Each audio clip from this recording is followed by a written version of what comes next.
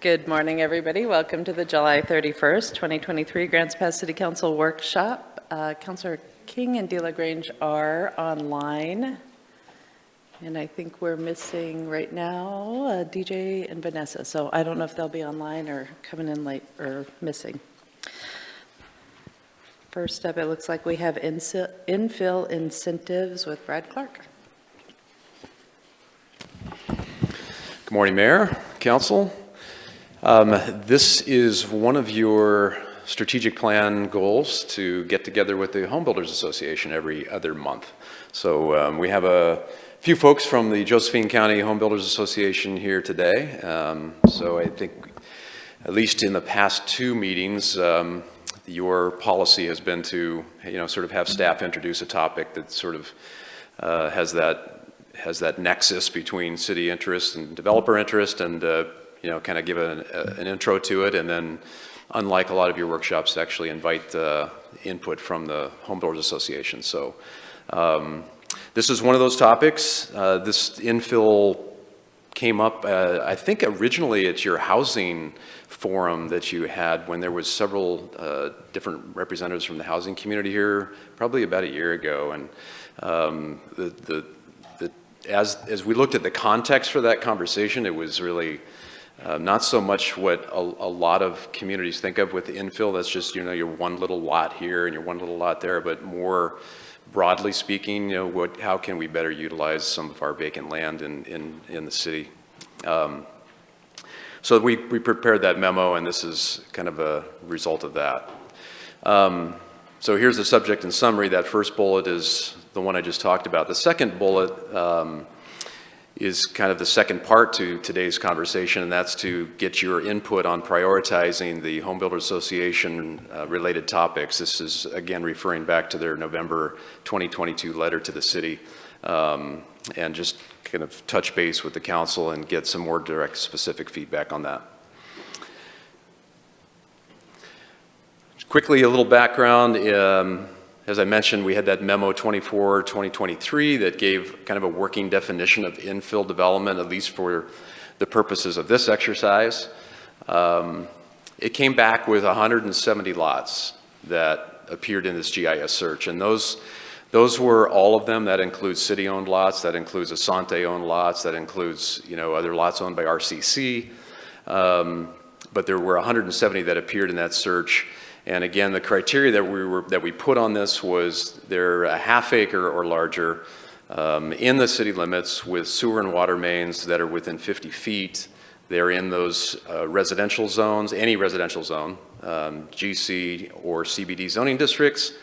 One thing that's not on there is that we also only looked at parcels that have development where 50% of the adjacent lot is already developed. So that's another key part of infill. They're not just a whole big group of vacant parcels, but you actually have some development that's pretty close by. So we looked at both city and private lots. On the city side, 25 came out of that search. That was about 75.7 acres. 8 of those we thought maybe would have some potential for some kind of future development. A couple of which you've already been talking about with your surplus property conversation. On the privately owned land side, we found 123 lots, 86 of them vacant, that totals about 284 acres, that have some reasonable likelihood of future residential development.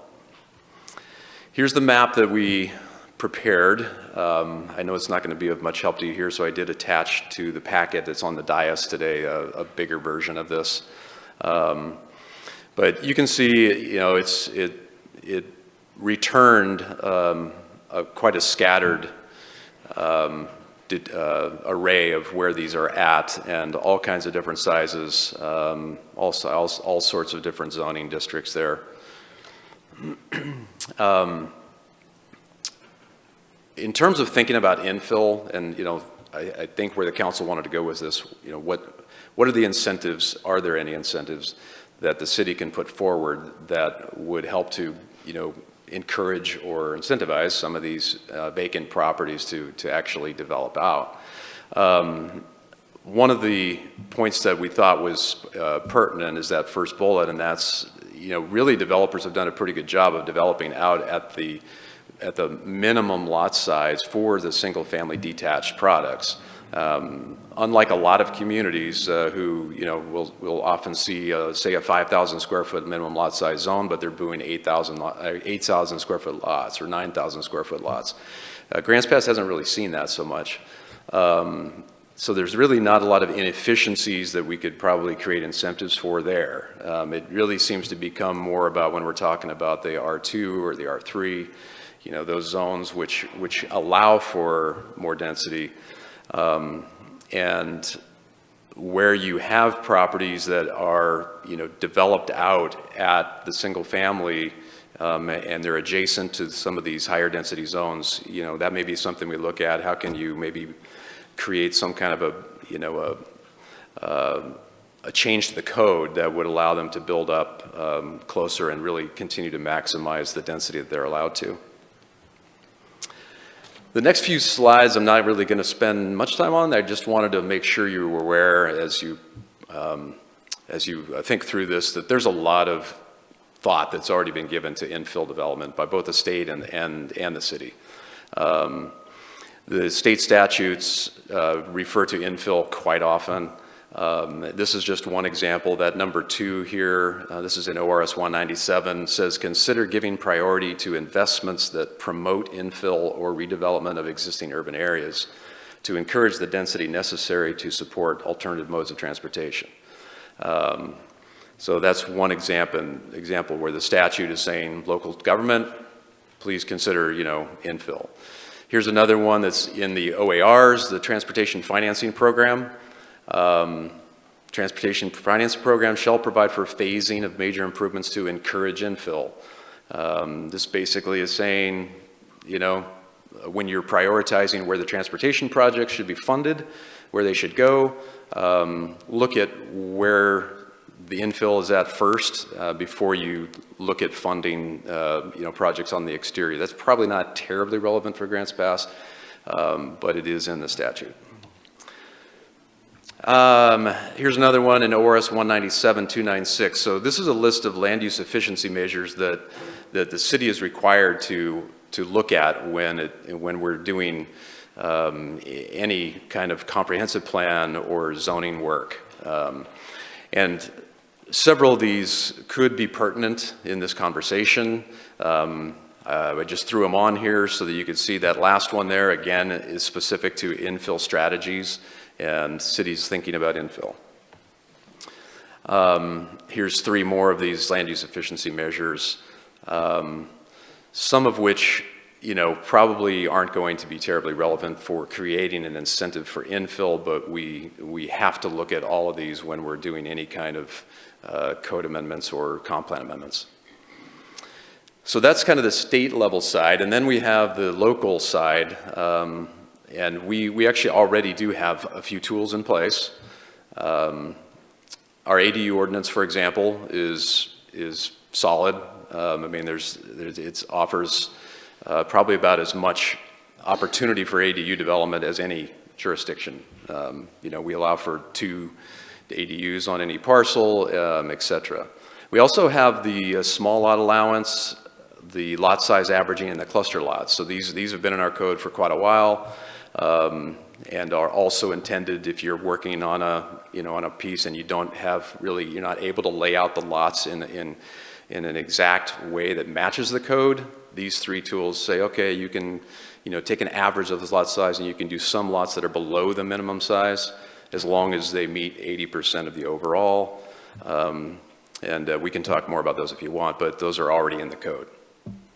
We've got our planned unit development that gives a lot of opportunity for developers to do something other than what the minimum standards are.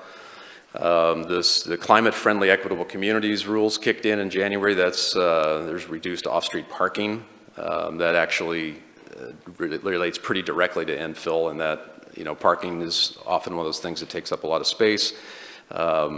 This does not mandate that. Not that we're going to see much of that, but. And then finally, the last bullet, the Lawn Ridge, Washington Historic Design Overlay. you've been presented with this. This kind of relates to infill in that here in the historic district in the Long Ridge, Washington area, provides for some design compatibility for that neighborhood if you're going to do some kind of infill. This slide is taking a look at just kind of our comprehensive plan. Again, more justification for that's already in the code and in the comp plan for looking at infill.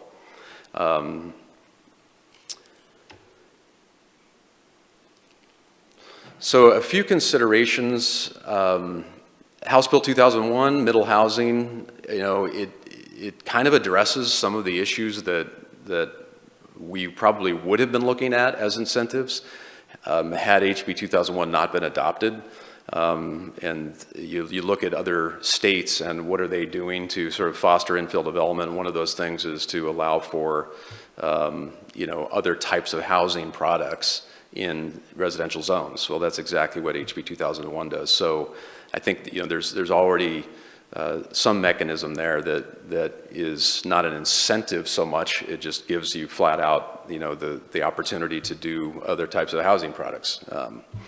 So that's one consideration. The second one there, I apologize for the planarese that's in these next two. There's a lot of planarese language, but basically if determining whether underutilized lots or the development currently provide benefits to the community. So what this is kind of getting at is, there may actually have been some utilization of these vacant lots over time in different neighborhoods, whether that's, just some kind of gathering space or used for informal open space that, just a neighborhood has just sort of organically, it's just happened over time.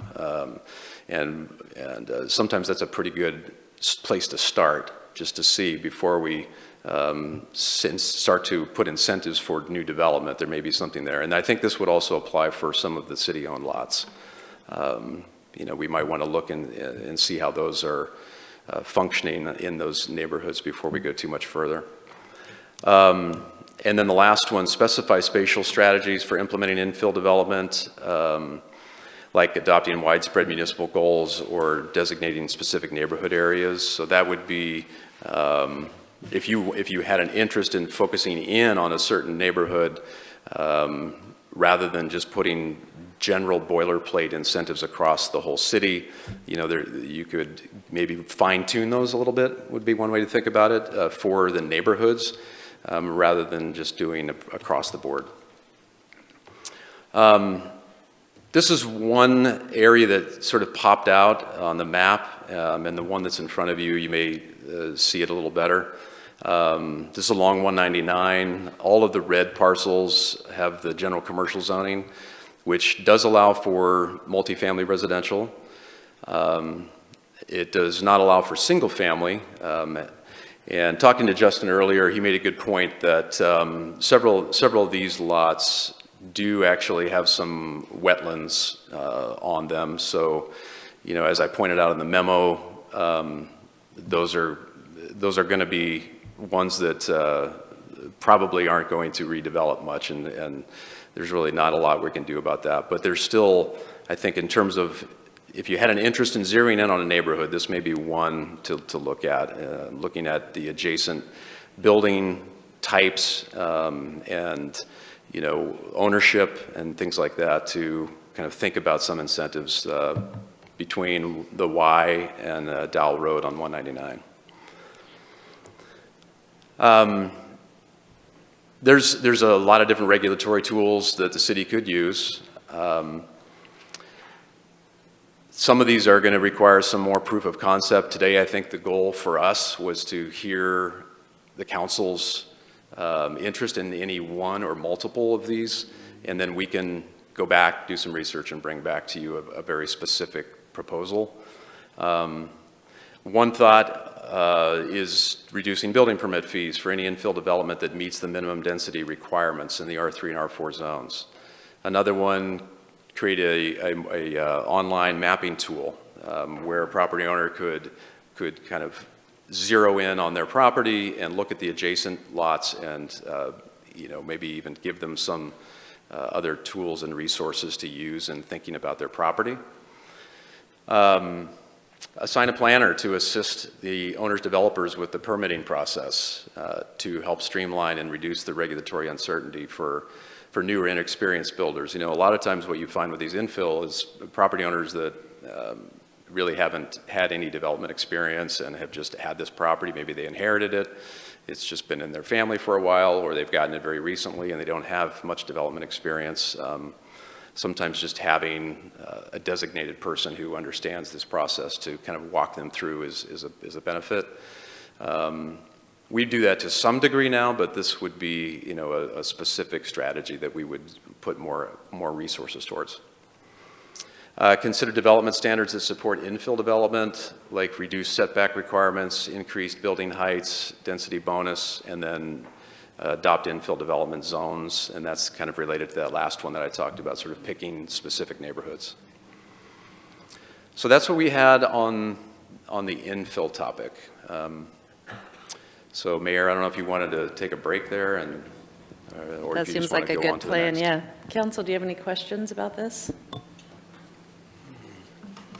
No questions so far. Did any of our, oh, go ahead, Vanessa.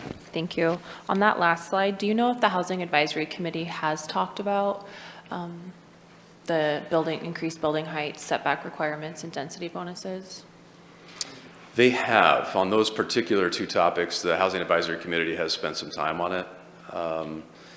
The density bonus in particular, not the density bonus, but the reducing the open space for multifamily developments. They've spent at least 2 meetings on that topic.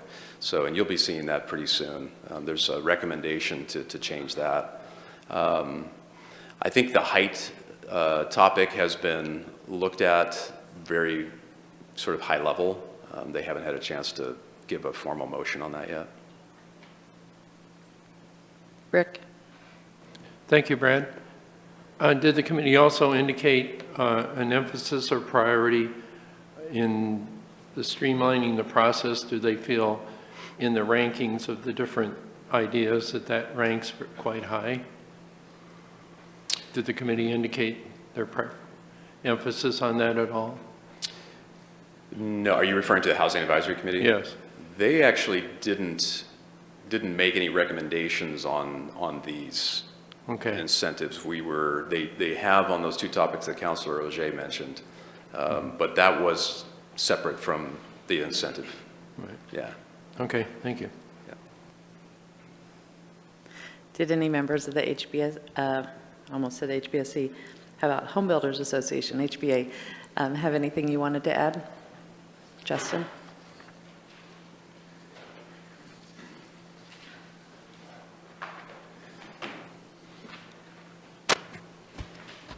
Hello, everybody. Justin Gerlitz, member of the Home Builders Association, and I just want to say thank you to Brad for that presentation. I think the more we do these, the more it kind of opens our eyes to opportunities to improve things, which is the goal. And I just appreciate the ongoing efforts to work with the home builders on just ideas to continue to spur additional development in the community. You know, one of the things that it was kind of nice just to set a target like Brad did on this diagram. He's picked a half an acre and said, how many half-acre lots with certain parameters do we have in the city to potentially do infill? It just kind of allowed us to look at it in a kind of a high-level different way. We noticed, like Brad just showed on the slide, a lot of it is general commercial. There's not a lot of residential land in the city limits that's a half an acre or bigger, which was actually kind of surprising. I've never actually looked at it globally like that. And I think with that being said, you know, I think moving forward with infill, we might want to take a second look at maybe quarter acre and up. And the reason I say that is because middle housing is really giving us the opportunity to develop the smaller infill lots now. And I think it's going to be important as we move forward with these incentives to really define what an infill lot is, and then define potentially whether it be a grant application process or, you know, some kind of ability to come back to council and say, hey, we've got some projects that we believe are infill lots and we'd like to have council support, you know, the city to support some of the development costs on that lot. and just exactly what that looks like. Because I think right now we're talking big picture, but I think as we move forward with these types of analysis, we can come up with some better definitions of exactly what an infill lot is. I know I've talked about this before to council, is there's a lot of lots in our community that are perfectly suitable on the map for residential development, but normally they're short on infrastructure. These lots, I think that's why the number of lots on this map was so small, is because Brad actually set within 50 feet of infrastructure. All of a sudden, sucks in a whole bunch of land that just doesn't apply. Southeast side of town is very short on infrastructure. Northwest side of town is very short on infrastructure. So I'm still really, home builders we talk about a lot is shortage of infrastructure, I think, is still one of our biggest hurdles to developing land in the city of Grants Pass. We have so many little tiny parcels scattered around that should be developed, but they're short on infrastructure. And when you take a 1/4 acre lot, even a 1/2 acre lot, and infrastructure is not present. When I say infrastructure, water and sewer are the big ones. Oftentimes they're hundreds of feet away, but just simply road improvements as well. I think that we can really focus on helping those projects by either deferring, say, road frontage improvements if they're not already in the area till the future, or having the city just say, hey, tell you what, we're not going to require any of that. And then on the water and sewer end, can we come up with a local improvement district or something like that to where we can extend that infrastructure and service not only that infill lot, but the whole neighborhood? And I think Brad's point on neighborhoods is probably important as well, is there's probably going to be, if we really look hard enough, specific streets where if we say, hey, we've got an infill project, it's going to develop 5 units, maybe it's a small lot, water and sewer is 300 feet away, but if we bring water and sewer to this point, it's going to service another 10 lots down the street. It gets us that much closer to those 10 lots. So I think it's going to be really important moving forward to kind of look at it at that level. But of course, council is going to have to agree to whatever kind of analysis method we're going to use so we can say this qualifies as an infill lot. Some of the other things too, when I say infill, I think there's probably density aspects that go along with that when it comes to what the city might contribute. If we have an infill lot and we meet the maximum density target, I think that would be more appropriate to saying, hey, this is worth some additional contribution from the city through whatever grant program there is, as compared to the minimum density target that we are kind of pushing up against still, that just came out in the last year or two, where you're forced to do dense multifamily housing. I think we need to, instead of forcing dense multifamily housing, we need to incentivize dense multifamily housing and not take away the forced aspect, because what we're already seeing is certain lots that they're not set up, they can't financially make it work to do an apartment complex, which is really the only way to ever hit those minimum density targets. Parking, as Brad mentioned, the state has said we don't need to do much parking anymore. The reason for that is because they want to incentivize mass transit, but Grants Pass is very, very far away from ever having a very thorough, dense mass transit system. And that's just going to be something that we're going to have to accommodate over time, not right now. And so even though we can do 1 parking space per unit, if you take a 20-unit complex or even a 5-unit little small complex and you say, I'm only going to have 1 parking space for 2 or 3 bedroom units, and you look at the street in front of it and there's no on-street parking or hardly any on-street parking, I don't think we're going to be able to utilize that to the full potential of what the state thinks. I mean, 20 years down the road, that might be a possibility. Maybe we do have a really good mass transit system. It's much more thorough and much more reaching into our outlying neighborhoods. Other thing that I think that we maybe can start looking at too for this infill is what can we pair it with? What kind of other funding can we pair these grants with? Urban Renewal Agency funding for some of these projects might work. CET money, I don't know where we're at right now on the balance for CET. Any of those paired kind of, where we can look at this so it doesn't come all out of one pot, because I know that the different departments have their budgets that are set. So if I ask, Public Works for a bunch of water and sewer money, Is there some way we can combine some urban renewal money in there too? So if there's hey, I've got an infill project, I think it's great, council agrees that it's great, but we need, $200,000 worth of infrastructure extended to it, and there's no budget for that in Public Works' annual budget. Can we pair some other pots of money to make that happen? I think that's going to be an important thing to look at.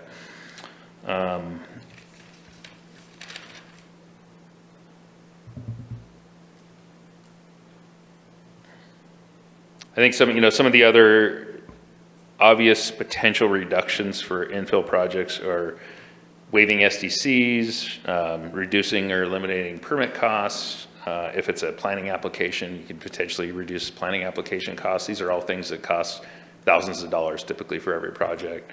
And again, how, maybe potentially spreading some of the grant or the money that we're receiving back from the city amongst the different departments versus just heading it all into one department. Anything else? Yeah. I'll let Darren add a few more things. All right, thank you, Justin. Lots of great, very practical ideas, I think. Yeah, if there's any questions, he'll be the one to answer them too. No, I'm Darren Thanks for Fowler. offering him up. I'm on the Home Builders Association as well. And maybe for this specific, the infill incentives, if there was an infill incentives application that said you can get reductions in your SDCs for this, you don't have to do street improvements because nobody else on that street has them, or infrastructure is this far away, so we're not going to make you bring it all the way. But have a checklist of possible incentives so that they could be real context sensitive to wherever the lot is where someone wants to build. Because any developer that's going to peruse the city's website or something to try and find a buildable lot is not really how business always works. It's usually a customer that has something specific, and then they come to the city with, now what can I do? What are my options? And I think the best thing the city council could do, and the city themselves, is to open that up to be more friendly and look for ways, because there's going to be money from your CET tax and from the state coming down to help solve this housing crisis.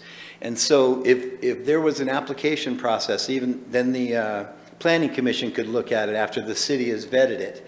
And it could, if it had to go to the council, it's still controversial, and then you guys could look at it. And we could pluck off some of the projects that could be incentivized and keep this thing moving. We also talked a little bit about like moratoriums. What if there was a moratorium on landscape strips? So let's say 5 years or whatever, and that helps people develop better and differently.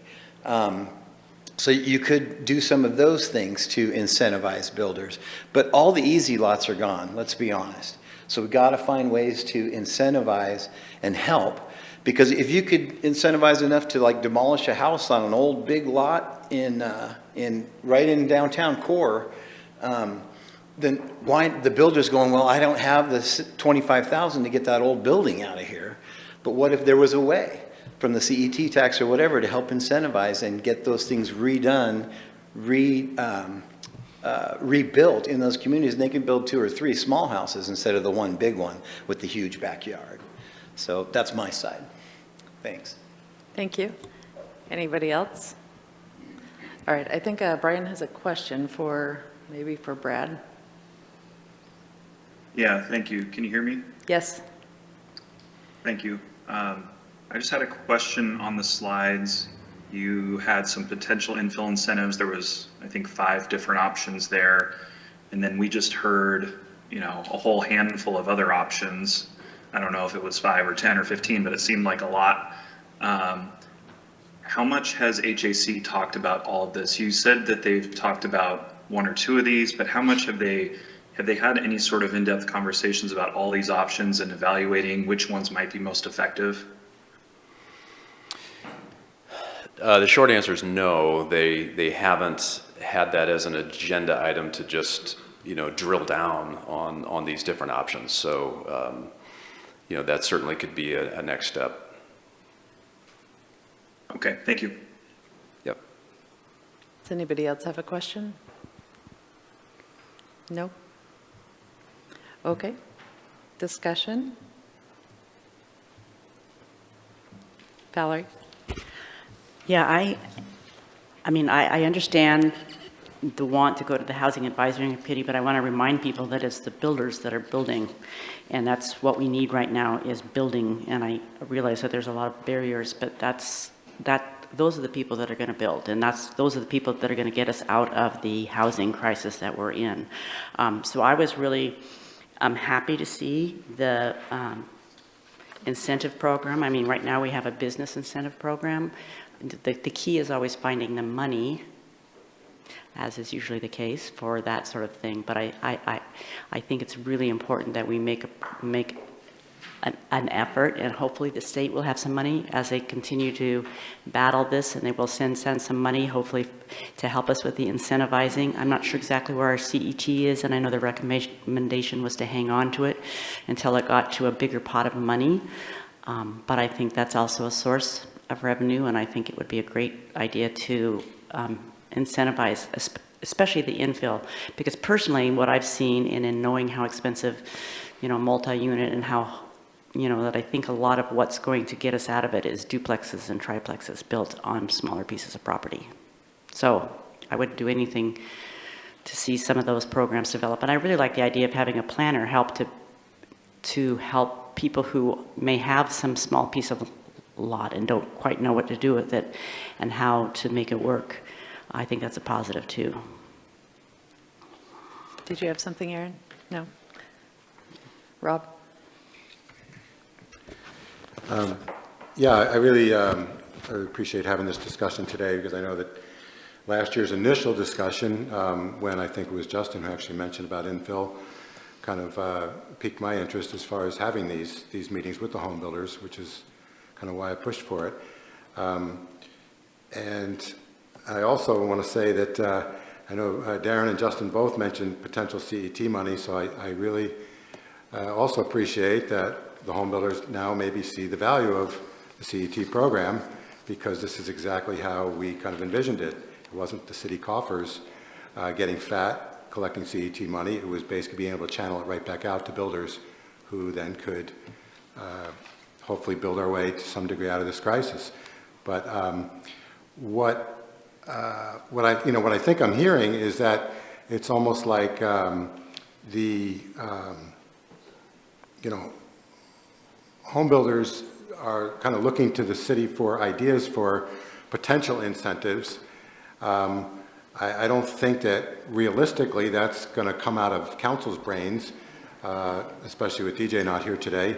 I don't know that it's going to come out of council's brains. I'm, kind of hoping that, and I understand what Darren said about, you get a client or a customer, and they've got a specific project in mind, so they can ask specific questions. But I would also like to see or hear from, home builders looking at one of these maps and maybe going down to the quarter acre that Justin mentioned. But I'd like to see them saying, gee, this could work, and we need this specific thing for this one to work, or I've got some ideas as to what specific programs we would need, rather than the city coming up with a list of possible programs that the home builders, half of which, if it left it up to the council, the home builders might say, well, half of those don't even apply. That's not what we're looking for. So I'm hoping for a little bit more specifics from the home builders rather than the overview.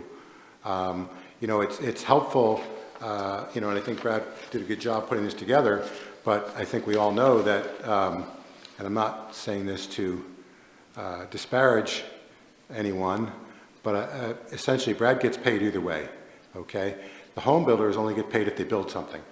So I think that they're a little bit more motivated to come back to us with specific asks for specific projects or properties. So I want to see kind of the ideas coming from them. We could go around forever, and we all know council does go around forever on things with staff, and that may not be what you guys need or want. So I want to see, I personally, my 1/8 of the council wants to hear specifics from the home builders saying, gee, on this property, this would be great if you guys could come up with, because I think we've got a lot of possible things on the table. There's a lot of different fees that could be waived at different situations. There's CT money, there's potential urban renewal money potential, but I'd just like to hear from home builders, this would be great, but, you know, specifically on this one, this is our hurdle. And because I, in a certain sense, I don't feel that much further along than we were a year ago when Justin first piqued my interest with, hey, you know, there's reasons why certain lots haven't been built on. Okay, fine, I get that. I think all the council gets that.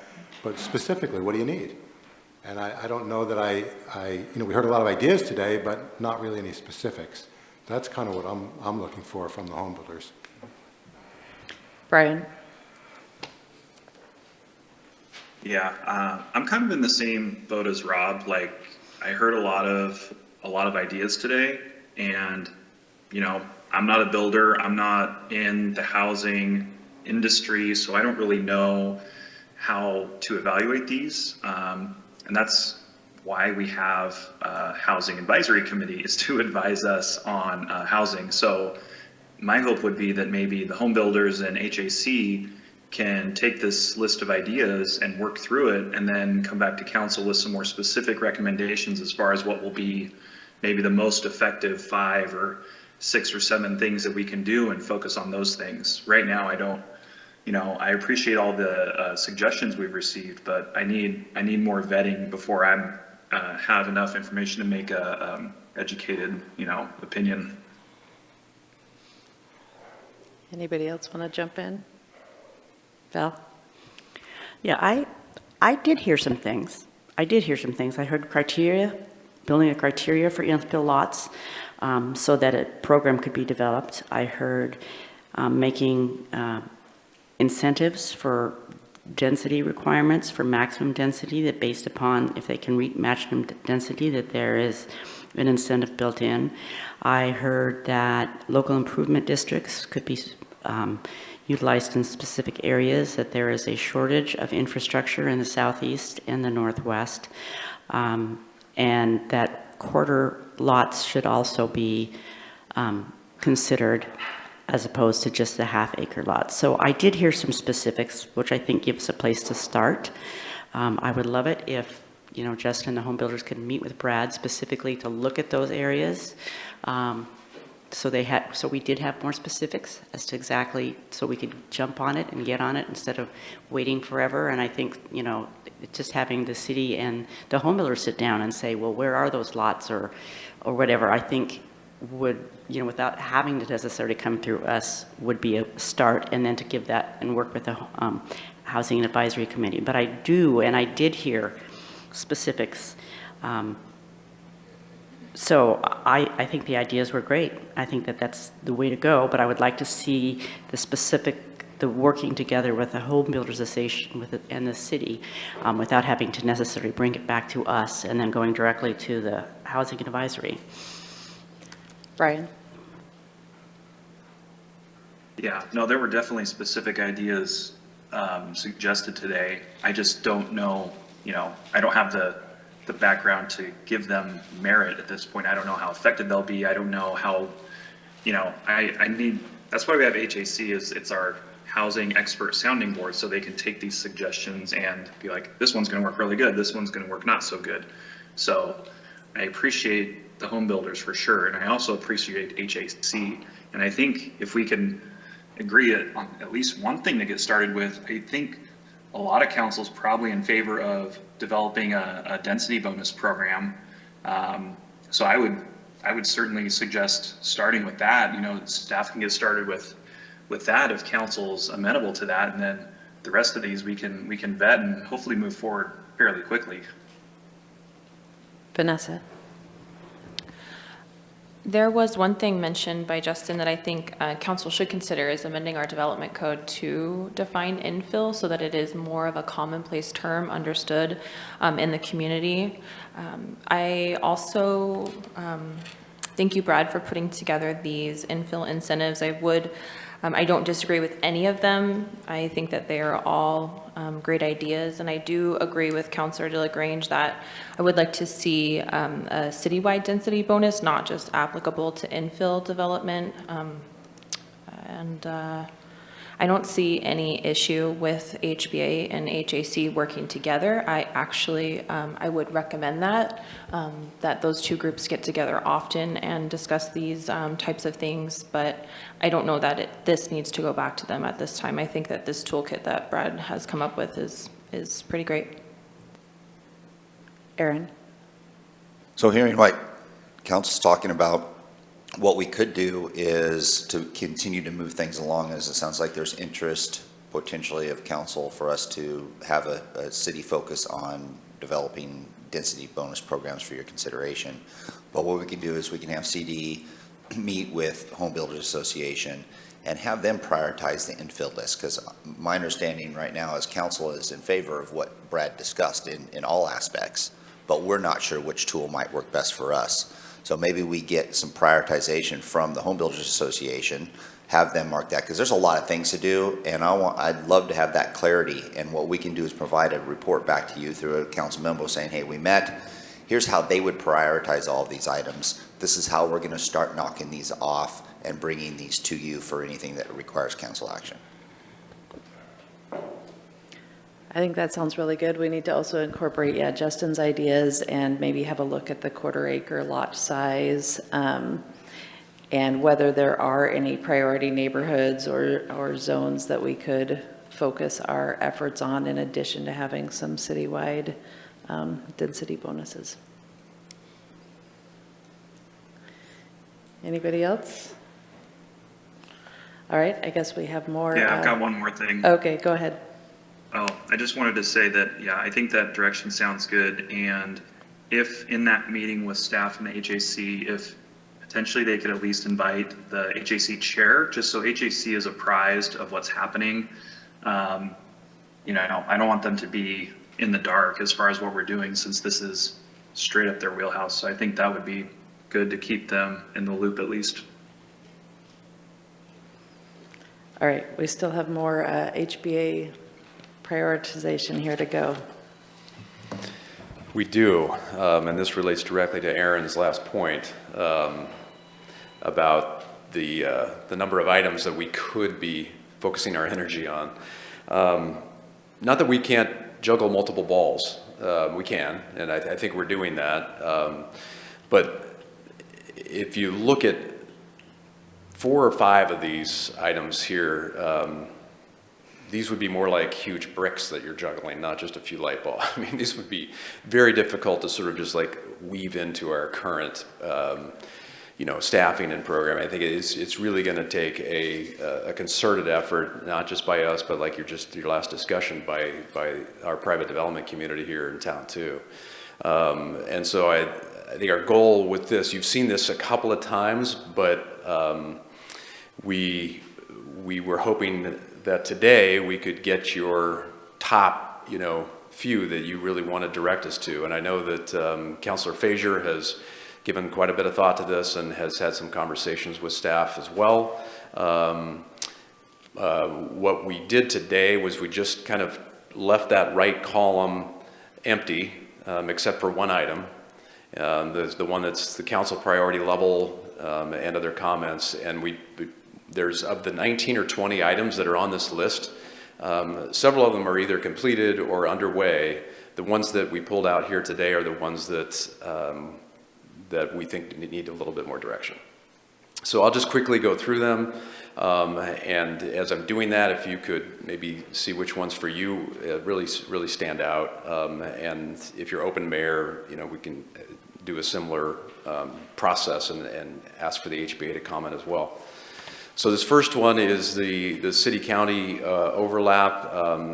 This is a kind of a higher level policy about some of the ways in which unincorporated land inside the urban growth boundary develops. And we have this intergovernmental agreement since 1998 that was updated a little bit in 2014, but the bulk of it is still the same. And so we are proceeding with some meetings between city and county staff to kind of, look at really from a overall 1 year to 18-month planning. What do we really need to do here? Is it going to take a consultant? Are we going to be able to tackle these, just on our own?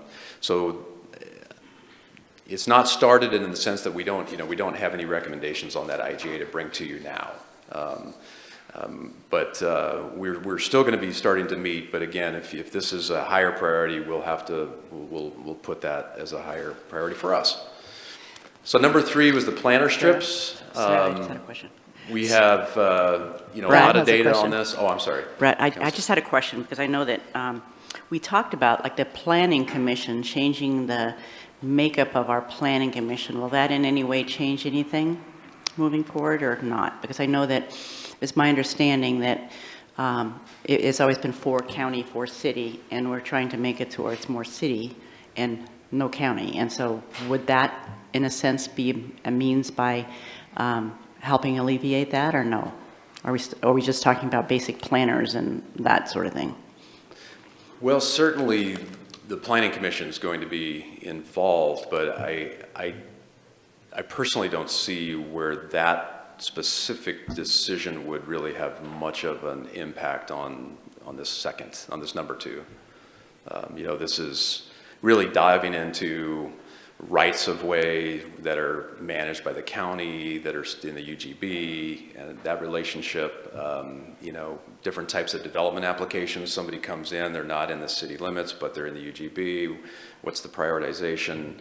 How does the city copy the county, and how does the county copy the city on input, on comments on these projects that are in unincorporated areas? I mean, those are, I think the kinds of details that need to be fleshed out together, and then we can bring your appointed officials, bring them something to work with.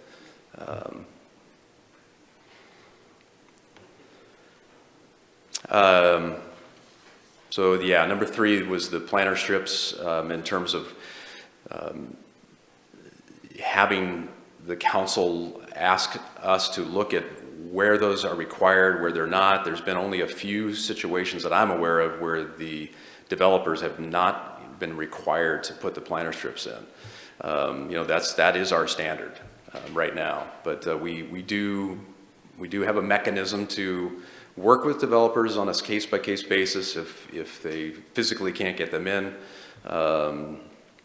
But my understanding from the home builders is that they're looking at a little bit more aggressive approach on this, to actually not just have the city engineer work with them on a case-by-case, but actually have a potential code change to our minimum standard on planter strips. Stormwater detention, this is kind of related to the next one, and Jason can speak to any of these as well. A lot of these are, a lot of public works overlap. This is the one that on that far right column that I mentioned, that staff is recommending at least 12 to 18 months postponement to complete the adoption of those mandated stormwater manuals that what you approved last week at your meeting was a portion, but there's still a couple other components that need to be implemented, is my understanding from Wade. In terms of really diving into the stormwater detention, staff's recommendation would be to kind of put that on the back burner for a little bit so we can finish the adoption of the codes and see how some of those get implemented over the next year to 18 months. We have 2 questions. Vanessa, then Rob. On the number 3, planter strips, I wasn't sure if you would cover it with the stormwater detention, but in the response to HBA's letter, it does say additional information will be part of the upcoming stormwater management manual.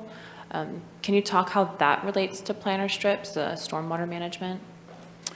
Well, I can, at a high level, I mean, Jason might be better. The low impact development, LID, is, one of the principles in that whole stormwater management world right now, and that's to, rather than, taking all your stormwater and dumping it into hardscapes, pipes, to use planter strips and bioretention swales and all that good stuff that often does take place in a planter strip. So I think that's the connection between those two, is that sometimes in order to manage your stormwater and meet all of the rules, while we weren't required to do that before, now developers are required to comply with this new limit or this new standard. And so planter strips is one way that they could do that. So Jason? I was just going to add a great example of this is Redwood Avenue. If you drive Redwood Avenue, the swales, you'll see they kind of look like ditches, but they're really not. They're engineered bioswales where they take the water in, clean it, release it at a slow rate. In essence, it's turning the planter strip from something that's just aesthetically pleasing to something that's functional? That's correct. Okay, thank you. Rob? So right now, I mean, there's streets, whether they're private or not, that have been built in the last several years with no planter strips. So I'm just not sure if I understand what the whole or what kind of barrier that is. It seems like builders have gotten around that in certain situations. So why is that a barrier? Maybe a home builder needs to answer that, but I don't understand why a planter strip's a barrier, because we've got developments that are built without them right now. Right. Well, there's a lot that we could go into. One of them is what does that sidewalk and that curb and gutter look like when you're on the adjacent lots. So when you're talking about these planter strips, you're talking about an additional, usually like 8 to 10 feet that you can't just take your lot and put it right at the right-of-way line. You actually have the curb, and then you've got the strip, and then you've got a sidewalk that's detached. And so if you have an attached sidewalk adjacent to your development, how do you align that? And so that often is the situation where you see that they have not been required, is because the connectivity, to keep the sidewalk connectivity going, it would look just bizarre, to require a planter strip when you have an attached sidewalk. That's one. I think another one is purely land. Because they do take more space to build a planter strip, and you have a really shallow lot, you literally sometimes wouldn't be able to fit your house footprint on the lot if you had to do the planter strip. So not having the planter strips allows you to push that house closer to the right-of-way. But there's a myriad of situations that we look at with each case that comes up. Sometimes it relates to where the stormwater facility is located, the city's main. So I don't know if Jason has anything else on that. I think you were right on target or heading that direction. Planter strips are required, I want to say on, Justin, you could probably answer this better than I can. Certain classifications of streets, private streets, planter strips are not required. So you'll see a lot of the private streets without them. They are on arterials and collectors, but I don't know that they're required down to the local access. They are. Okay, yep. All the way down to local access streets, unless you have a waiver from the city engineer. So a waiver would be granted for what reason? If technically they were infeasible to build, it wouldn't just be simply because you needed more square footage to put your house there. The city engineer would evaluate it, like if there's already been sidewalk constructed without it for some reason in the past. As Brad was saying, likely we would continue that because it wouldn't make sense to try and jog over and get a planter strip for one piece of yard, but not the adjacent pieces of yards. It would be evaluated on a case-by-case basis. I guess I don't know, I may be missing something, but what I'm hearing is in some ways, at some levels, they're optional. And they're not really necessary. For aesthetics, maybe you don't want to have a few houses, with a planter strip, a few without it, and they jog back and forth. I can understand that. And beyond that, it almost seems like they're optional. So maybe the city needs to look at that as as to why we even do it anymore. Yeah. And I think that's what Brad is getting at here. I think we could bring back a whole presentation on the pros and cons of them with input from the Home Builders Association. From our standpoint, they're not optional, just to be clear. I mean, it is at our adopted standard, so we do require it. I understand, but in the real world, when we get outside of the books, they come and go depending on the application and depending on whether the city engineer decides that he's willing to waive it in a given situation. So it's not like, to me, yeah, on the books, it's one way, and then in the real world, there's a lot of flexibility. So I kind of call that optional, but you call it something else, right. yeah. Are we good to move? There's a few more here. Stormwater retention we talked about, private streets. So again, I just put the topic here. I think I was making the assumption that you had the letter in front of you that has the separate attachment that we sent out on Friday, but that gives you the more description. But on this one, there are on some ongoing discussions between Public Works, Community Development, City Engineer, to prepare some mutually acceptable options. I think we would like to have some council direction on this one, though. Wetlands, this has not started. This is involves state and federal agency involvement in order to really move this one ahead. We have very little control over this at the local level. Number 11 is the water and sewer easements. The Public Works staff does advocate against this proposed policy, and this would require some direction from council. The minimum density ordinance, this one we are recommending a trial run, but again, if council wants to have us revisit this, we would certainly do that. Multifamily permits and SDC fees, this one also we have not done much work on. It would reduce the general fund revenue and requires, again, council direction for us to put some energy into that one. Same thing with the construction excise tax. In terms of reducing that or waiving that or repealing that, this had a 5-year window on it, a sunset when you adopted it. So that's going, I think it's 2026 that it would expire right now. But if you want us to look at that ahead of time, we would need that direction.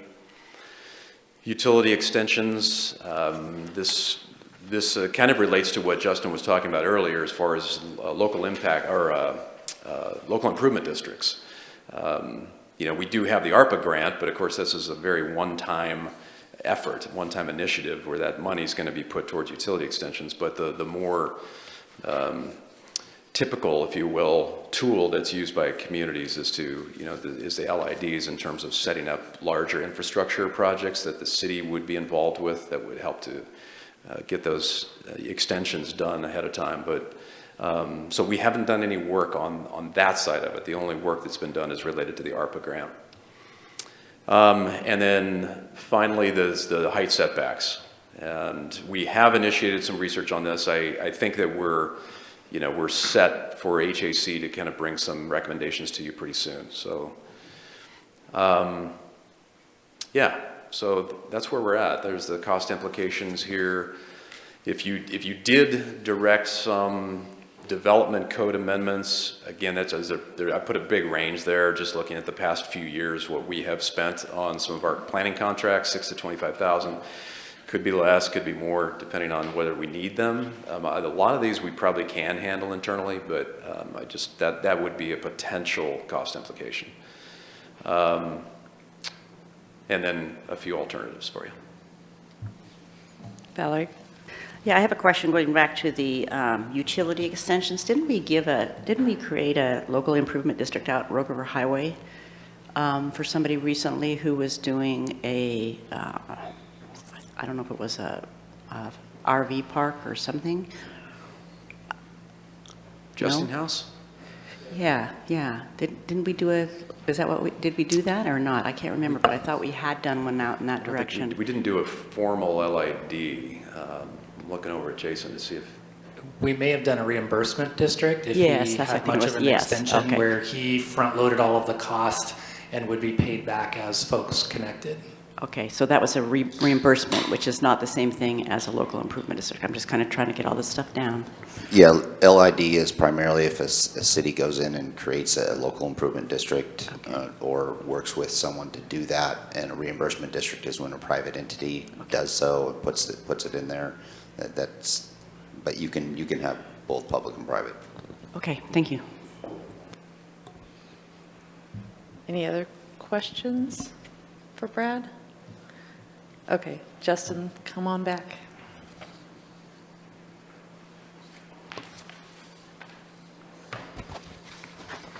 Well, I will say I like this format. I think it's good to, when we have these home builders meetings, to focus on a topic, a specific topic in detail, and then maybe just hit on these high-level topics like we're going to do here with Brad. Just to go through that list briefly on it from our perspective, the number 2, the city-county overlap. That one to me is pretty simple. It's the challenge we're having in the development community is the county has maintenance jurisdiction over roads within the urban growth boundary in the city. Cloverlawn Drive, I'll just throw out there as an example. I've been the fortunate recipient of 4 or 5 projects on that road recently. The county, just like ODOT is very different from the county is very different from the city.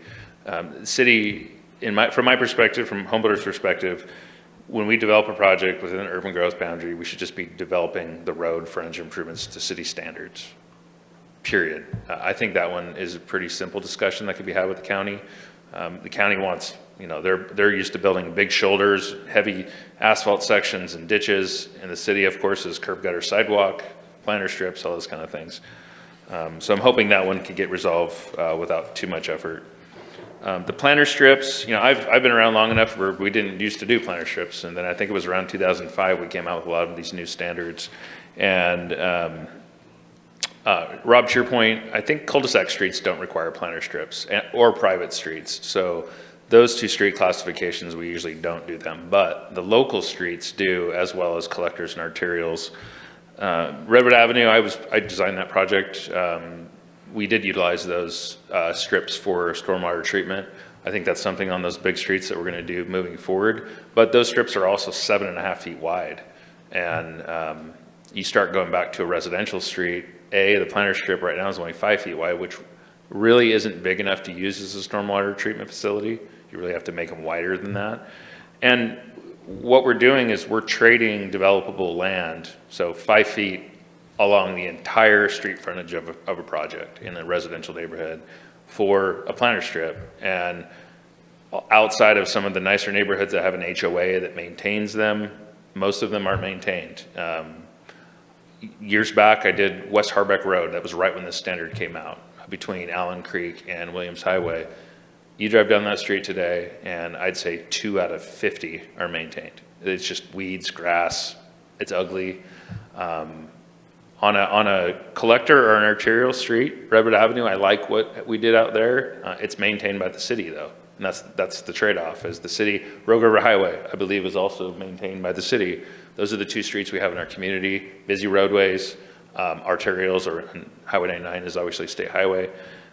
They look nice, they're maintained by the city, they provide a presence to people coming and going from the city. I think they have an effective purpose.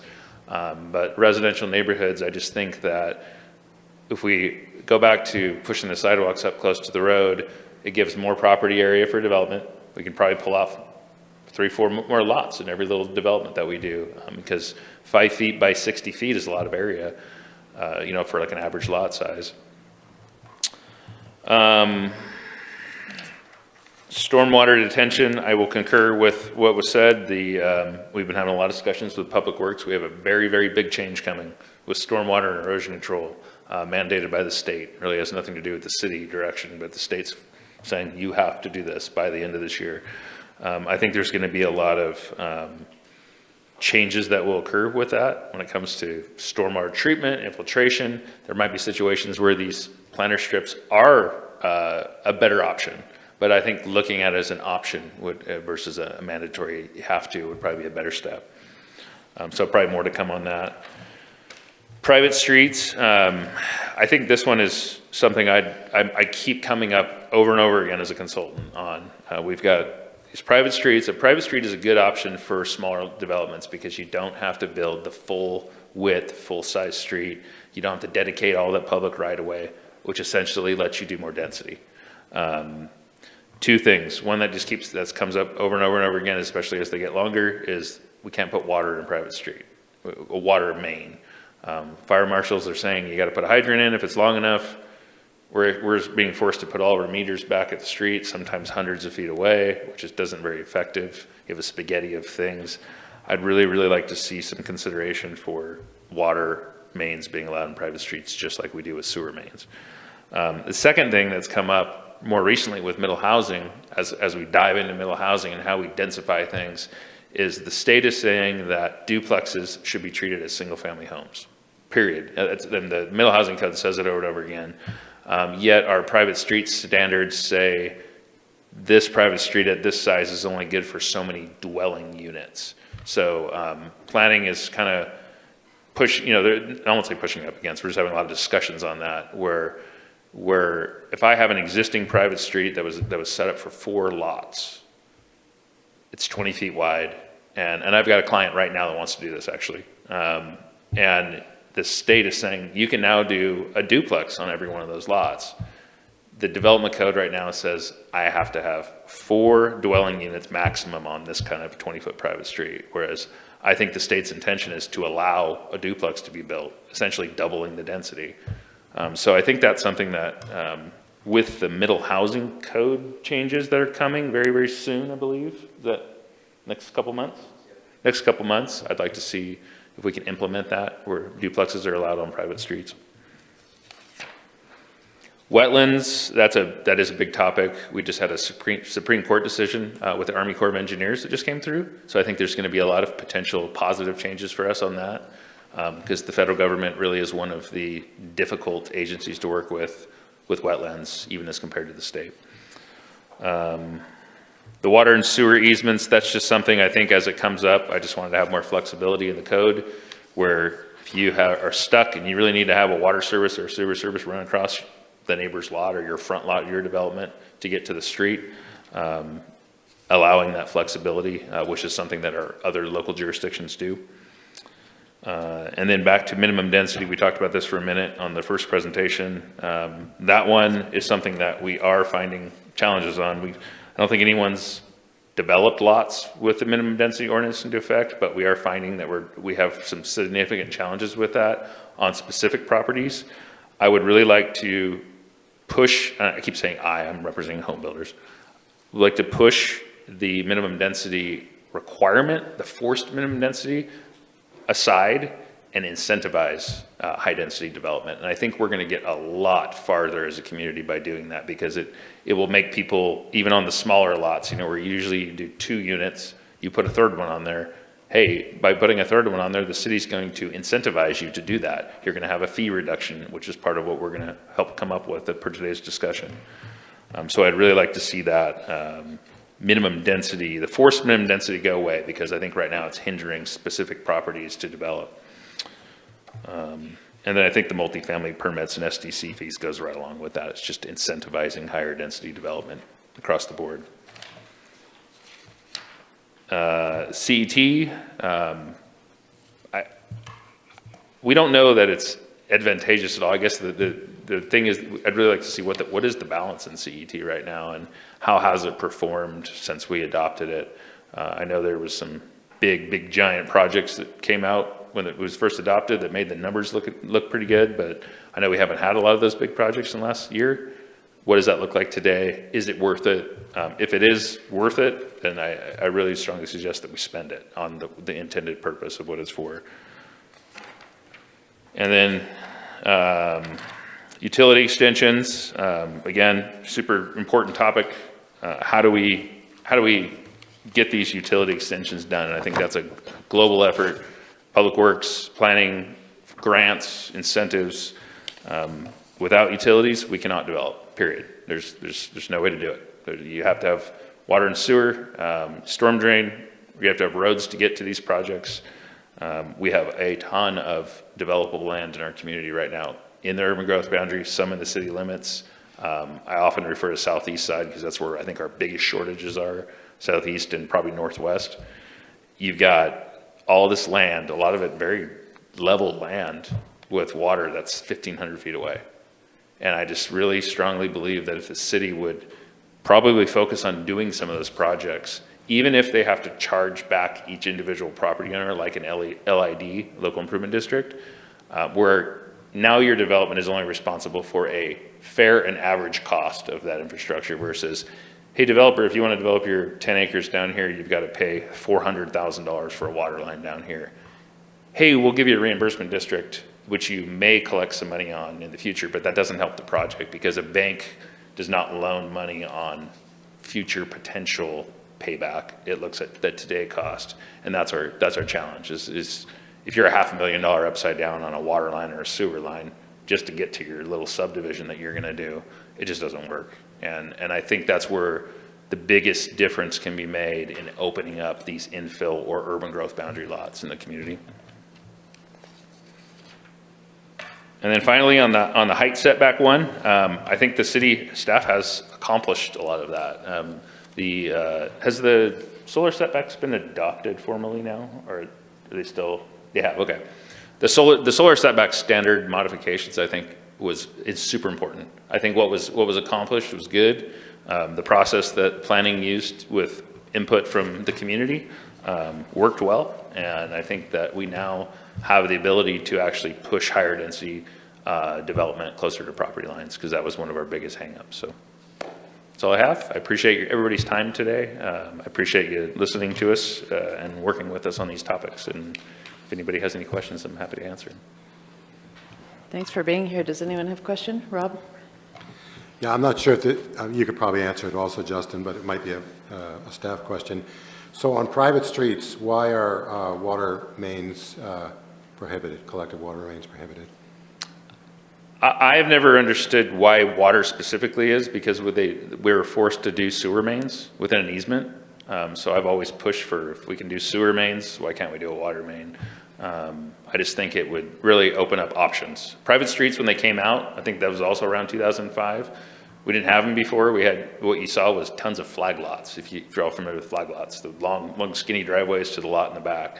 Private streets changed a lot of that because it allowed us to open up an actual small street, small classification of street.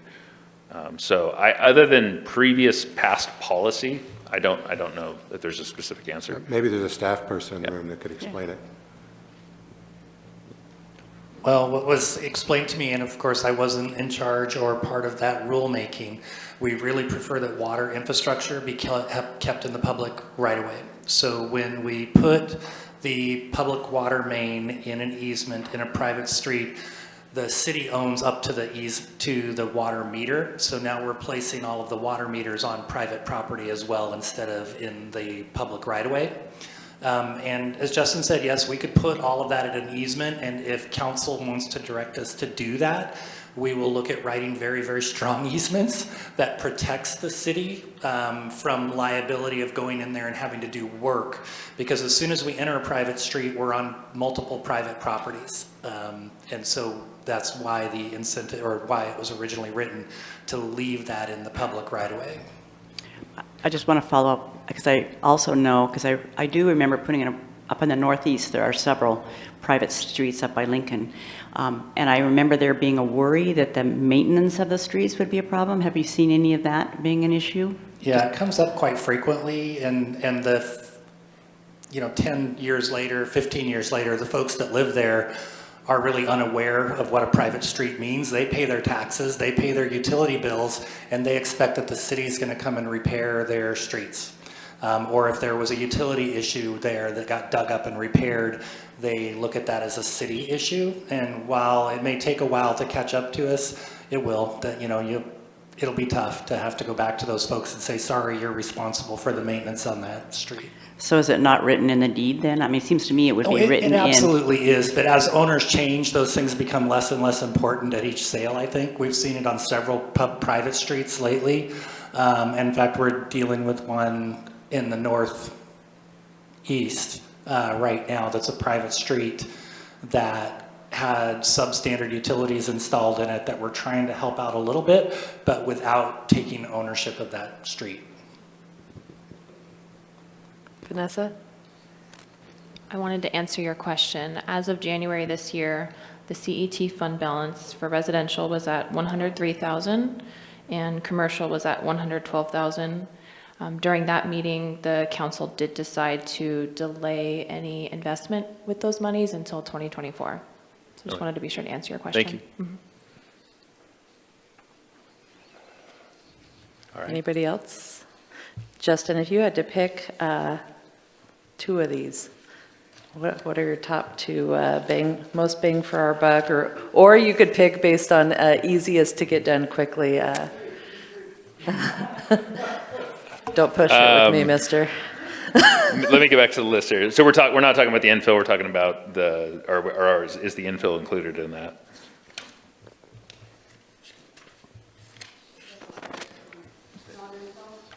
No, I said, would you 2 or 3 of the end of this presentation or, okay. Yeah, of these prioritizations, just, either, I mean, I think when it comes to priorities, sometimes you pick something that's easy to get done quickly and move on to the next thing. And sometimes you might focus on something that's going to, be the most bang for your buck. So I'll let you pick however you want to prioritize, but just to give us a little focus here.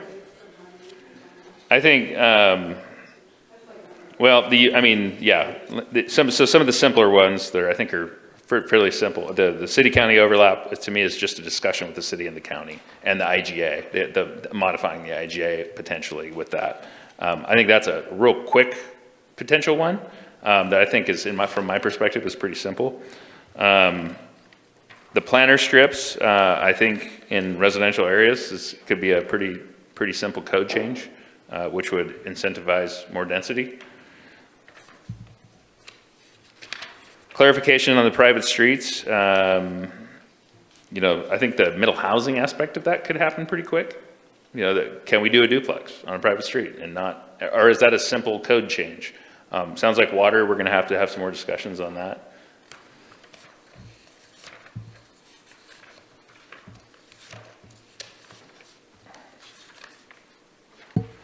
I do have a question, and I think, Aaron, this goes back to the stormwater or the planter strips. I remember a couple of years ago, it's all running together, but when we were going from the, I don't know if the LEDs or whatever, but we actually prioritized all the money going to arterial and collector streets. So at one point in time, when we were collecting money for something, we said that it's silly to require residential streets to put in the sidewalks and things, because we would rather have that money be utilized for the arterial and collector streets, because those are the ones that it needed. So doesn't that kind of tie in with what we're talking about now, is that shouldn't those priorities be based on those streets and not necessarily residential streets? I think we may be talking about what you're explaining to me. What comes to mind is the deferred development agreements and how we change those and how we charge them and how they're used. Yes. That could be a piece of this, but that is really a separate discussion item that ultimately may need additional discussion from council. I love the way the mayor is going, trying to get some additional guidance from the Home Builders Association on priorities, and maybe what we could do, to not put Justin on the spot too, but is if we could have the freedom to maybe meet with the Home Builders Association, have them prioritize these items. The thing with these items is there's like 20 of them. Yeah. And we've had them on the board and as a discussion for almost a year now. We've done some progress, but the progress has been very, from a width, it's been a lot of width of time spent on all these things. I would like, and I think the home builders would like, and you would probably like, to be able to check some things off. And with the majority of what's on the list, it requires council action. The majority of those are council action items. So that means it's going to need to come to you as a workshop and ultimately a business meeting. If we can have those prioritized on where home builders would like to have, then we can champion that to bring it forward to you and get that research so we can have that informed discussion. And that would be wonderful. And I think if we could just spend 1 or 2 items each year, whatever it takes until we get those complete, and start knocking that list from 20 down to 10 to 2. Rob. Yeah, I like that idea with the addition of inviting also the chairman of the HAC, because that person would basically be kind of council's representative at that table. And then we know kind of that the discussion is a little bit more broad, possibly.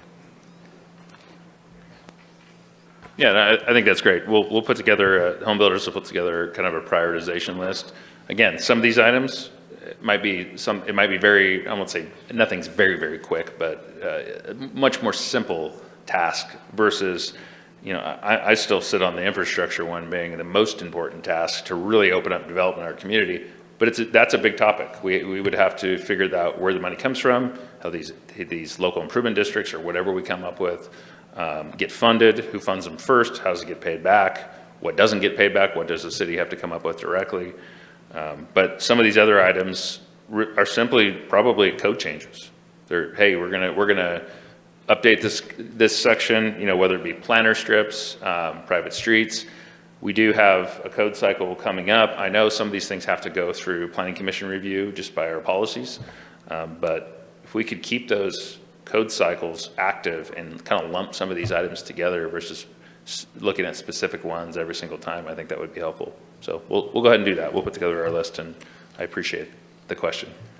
Thank you. Yeah, I appreciate the answer too. And I think going forward, you know, we want to keep our Housing Advisory Committee in the loop on this, I guess. And I feel like council's been very interested, I guess, in making a lot of changes, both in the code and, you know, spending money when we have it available to incentivize affordable housing or just housing development. But we do need things to get to a point of like making a decision and having an actual program in front of us that we can just vote on and get her done. And so I think, you know, it sounds like based on the questions today, people like, you know, all of these ideas, but we need either staff or the Housing Advisory Committee and the home builders to work together and hash out, you know, something that we can sign off on or make some final changes to before we move on. And let's see, Brian says he has his hand up. Go ahead, Brian. Oh, thank you. You kind of said what I was going to say. I was just going to ask Aaron if the chair of the HAC was invited to the workshop today.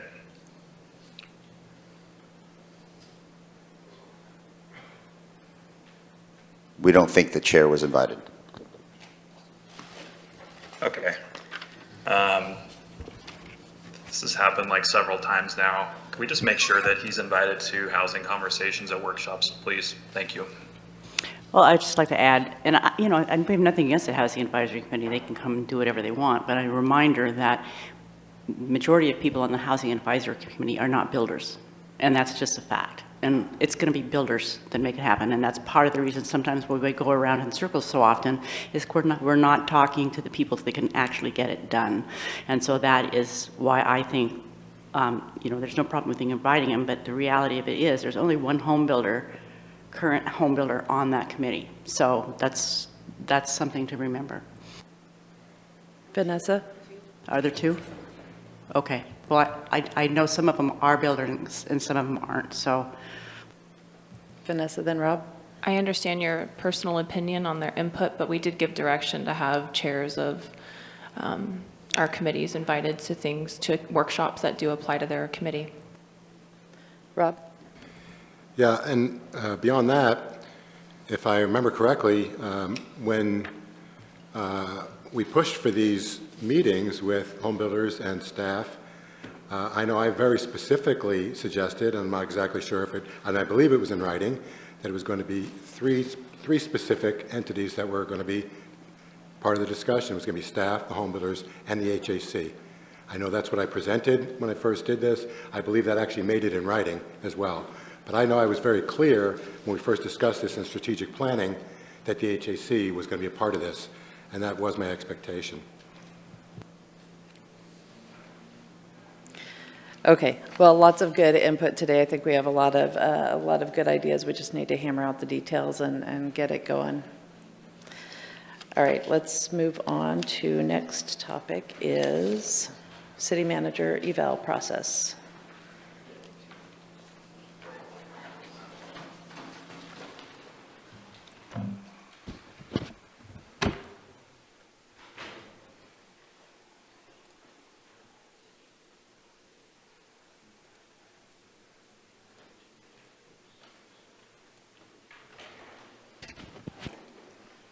All right, good evening, Mayor, good afternoon, Mayor, Council. I'm introducing the city manager eval process, then I'll be turning it over to Valerie and Daniel Keene. Daniel Keene is a consultant who is online right now, and he's available until 1:45. So we have him until 1:45 to ask any questions. The city manager evaluation task force has met on several occasions. The performance evaluation of the city manager is important, and a well-executed evaluation process should be constructive, providing not only an examination of past performance, but guidance for future efforts by the city manager, for the city manager. If conducted properly, a performance evaluation process will be positive and useful for both the council and the manager. It'll allow the council members to be more acquainted with each other and with the manager, and improve communication between the council and the manager, and provide important feedback for the city manager moving forward in the future.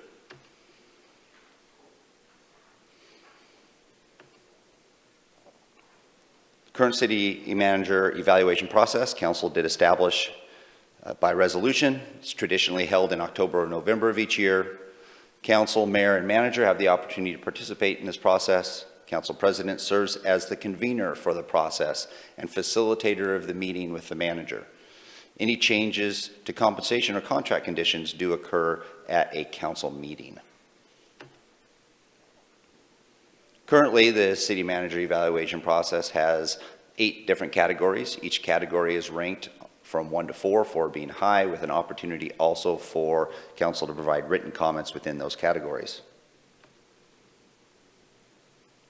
The subcommittee did review the current process and evaluation tool.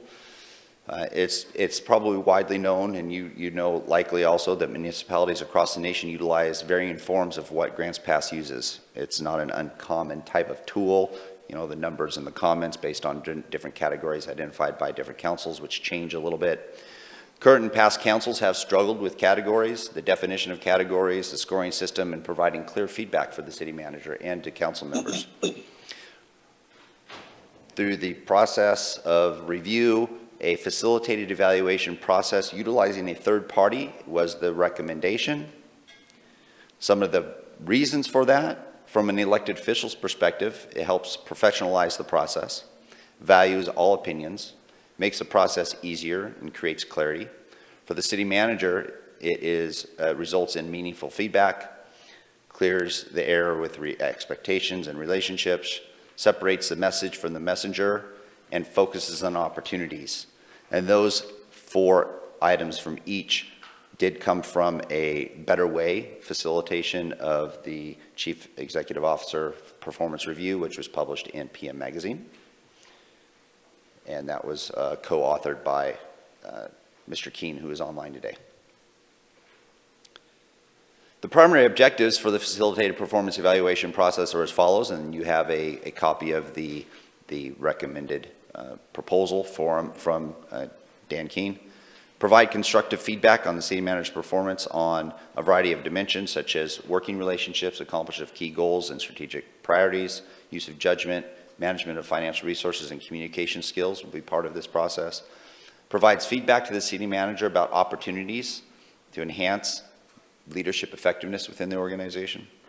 Sets the city manager's goals for the coming year and focuses alignment of these goals with the city's overall strategic plan. There are 6 main points when it comes to the scope of work that's been proposed in front of you. The first is to prepare an outline for self-assessment for the city manager. 2, what Mr. Keene would do is interview the mayor and the council members, conduct one-on-one interviews via Zoom and Teams with the mayor and all members of the council regarding the city manager's performance, using open-ended questions that will be shared in advance. The interviews will be confidential and feedback will be reported anonymously. After those interviews, the consultant would prepare a report. It would be a comprehensive draft report summarizing the feedback obtained from the interviews. The report would identify major themes, summarize perceptions of strengths and weaknesses, and provide a list of suggested goals and opportunities to enhance working relationships and leadership effectiveness.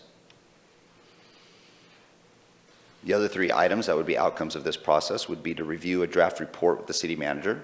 The consultant would review the draft report with the city manager, and the draft report coming from the mayor and council comments, providing additional insight from the interviews, and answer questions regarding the feedback while maintaining the anonymity of the interview. The report would be edited as needed to provide additional clarity, and the consultant would then provide a copy to the city manager in advance of the evaluation meeting. There would be a facilitated evaluation meeting where the consultant would facilitate one meeting with City Council to review the interview feedback with a focus on themes identified during the interviews about the city manager's perceived strengths, weaknesses, and areas of opportunity to increase effectiveness. And then at the end of that, after that facilitated meeting, which would be an executive session, you would prepare a report. A report would be prepared following the meeting, which summarizes council's feedback, the goals that would be discussed, and performance measures that were agreed upon for the city manager in the upcoming year. And the ultimate goal of this process would then be at the end something that would provide clear goals and alignment with the strategic plan for council and the city manager. The cost of this is $10,000, which funds are available under general administration operations to cover expenses. And as mentioned, Dan Keene from Daniel Keene Consulting is present to answer any questions. And with that, I turn it over to Council President Lovelace and Mayor and Mr. Keene. Okay, I'm just going to add that, in part of the subcommittee, we dealt with a lot of different ideas, and we did look at many different processes. Most people had similar to what we had. We did look into other ones, but when it came down to, I think, the end of it, having gone through this before, I like the anonymity of commenting and having the ability, because I think often what happens is that the first thing we want to focus on is who said what. And I don't think that is really the purpose of what we're trying to do in the evaluation. I think what we're really trying to do in the evaluation is make better city management. And I think having it anonymous would put the focus on that as opposed to looking at who said what. And like I said, the last time I went through this process, they were all 4s and 5s, and there wasn't much going on. Now it's very different. I think in a lot of ways we're more in a more polarized world, and I just think it would help with the process to have it done by the third party. So those are my thoughts. Vanessa? I think I need some clarification on how we got to a facilitated process. In reviewing for today's workshop in our council memo from July 7th, the subject organizational survey, it says, per council's request for a facilitated survey process, council expressed a desire to have an organizational survey done. And then from our workshop, February 6th, recapping what we had talked about, it was confirmed that Aaron would work with Cynthia and some potential consultants to do a satisfaction engagement survey. So I'm not sure how we landed on a facilitated process. Go ahead, Aaron, because they were two different things. So they were one, and this was the facilitation part. Aaron, you want to take on the other side? Yeah, there are two different issues. One was associated with getting a council to have a better feel for what's going on within the organization. And that's where we came up with having a third party do an organizational stay and satisfaction survey of some sort. And then also, though, there was another aspect that was happening from a discussion standpoint at the same time that came from that was wanting to look at the evaluation process for the city manager. So there are two different topics, really. Where we are addressing the organizational survey one and moving forward with that. And this is specifically to the evaluation of the city manager and the process that council has established right now. They are inextricably linked because on the evaluation, it asks us about the management of the organization. So that's where that stems from. Yes, and so that's one of the things that was discussed, because there was originally a 360 of the city manager, and we had a discussion, and Cynthia was here and discussed how 360s are good for performance enhancement programs for the individual, but not appropriate for an evaluation tool. And so then we went into, let's do an organizational survey that could be shared with the staff and council and that kind of thing to address that issue. The other issue was then that came and played off of that was, well, let's look at how we can maybe change or what we would do with our city manager evaluation process to where we can provide better feedback to the city manager on those topics, and that being one of them. And so that evolved into this. And I'm going to assume on the organizational survey that part, because we did get a memo on it, correct? He did send out a memo about the organization, yes. And so I'm assuming that we will get that will come before we do the evaluation process, am I correct? Yes, we are going to, I wasn't able to get it out this morning because we had technical errors with the computer and putting things together, but we're going to share with you our organizational survey that we did. That'll come out later on this afternoon. And then, but we're doing a third-party one also, and we'll be doing that within this fiscal year. So you'll have one survey that we've done internally, and then we're working on the next one, which is third-party. And how long will that one take, or is that just curious? That one won't take very long. It wouldn't be a very difficult process to do because they're professionals. They already have it in place. We would just need to have a clear direction on when we're talking with them about the survey and ultimately get it out. Thank you. We did, when we looked at the evaluation process, what we did is we kind of looked at our process, we looked at different processes, we knew people were unhappy with the number. Some people wanted a 5-number system, some people wanted a 4-number system, so we kind of went with that. We also looked at some of them were clearer, and when we did notice that ours was very convoluted and that we were going to talk about trying to make it less wordy. But then when we found out about the opportunity to have a third party, I felt very strongly, because I personally, as the council president this year, it's one of the things that I least look forward to is going through that process one more time. And I just want to mention Dan Keene's available for only 15 more minutes or 20 more minutes if you actually want to have some more information with regards to the process or his qualifications or his concept with regards to this. This would be the time to maybe focus questions on that. Thanks, Aaron. Rick? I believe we received a sample survey, and I don't know what it was for. In other words, what area of the country or how it was formulated. But will we have opportunity to provide input before the survey is actually sent out or done as to the questions and areas of? That's a different topic. That's the organizational survey, which is different than today, which is the city manager evaluation. Okay, but so on the city manager evaluation, is the council given the opportunity to provide input as to the questions that are asked? Okay, Dan, hi. Would you like to give us an overview of your process? Yeah, sure. Thank you very much. Appreciate that. You've done a great job of summarizing the proposal. The questions that I typically use for these, and I've done about 35 of these processes over the last 3 years, with city managers, usually use about the same set of questions. They're open-ended questions which allow plenty of room for discussion about other topics if they come up, but typically I'm going to focus first on the working relationship, communications, management of the city, particularly the finances of the city, attention to judgment and priorities, follow-up. We'll ask about goals for the coming year. And then we have some very open-ended questions about what you are most pleased with in the performance, what areas you see for improvement, and then I have a category for, pretty much everything else.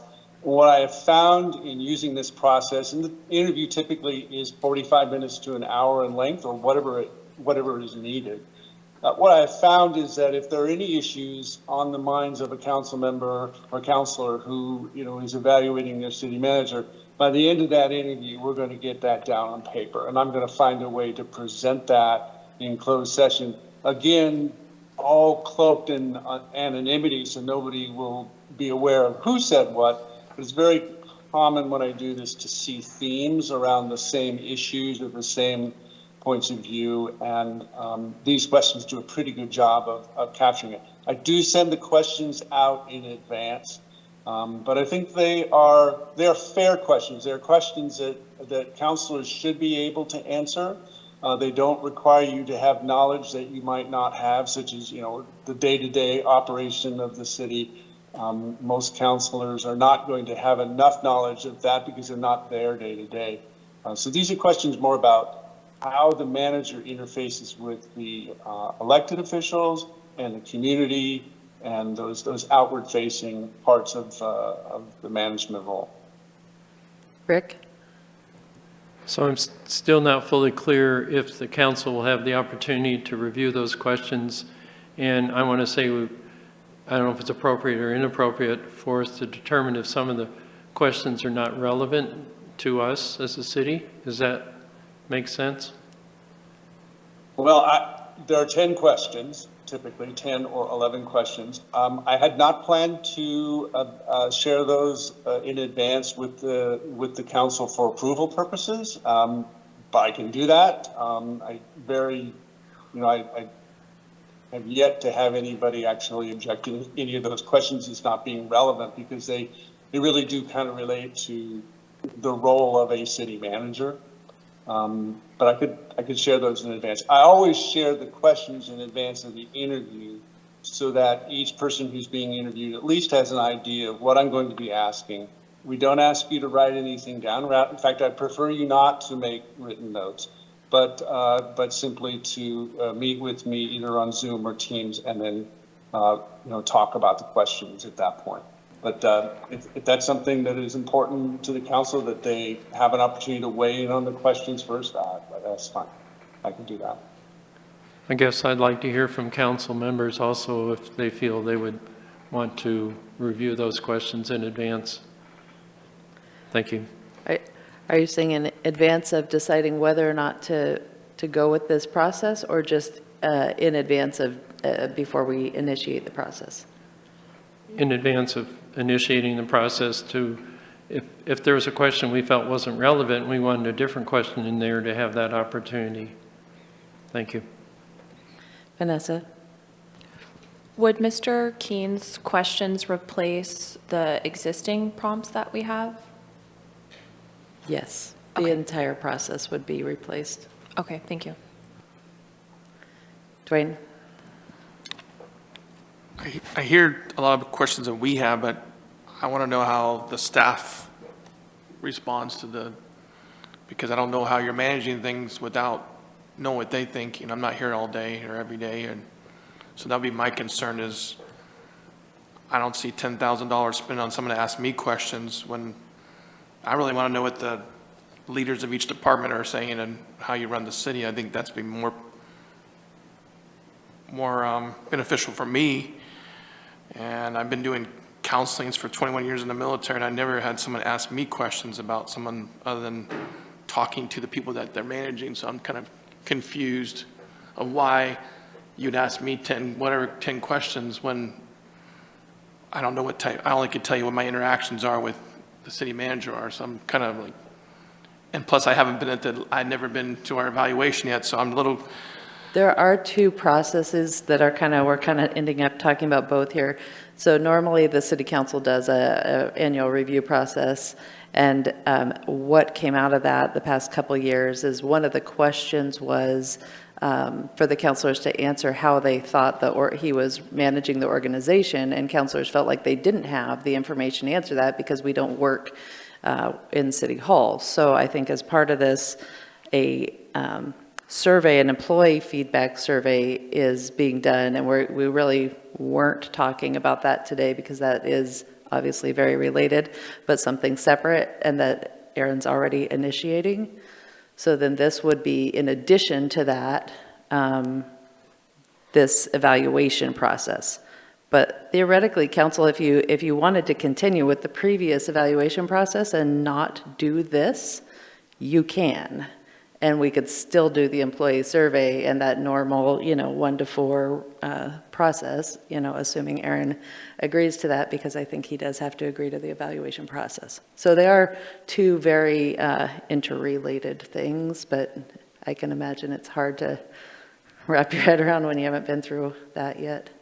But does that help answer your question?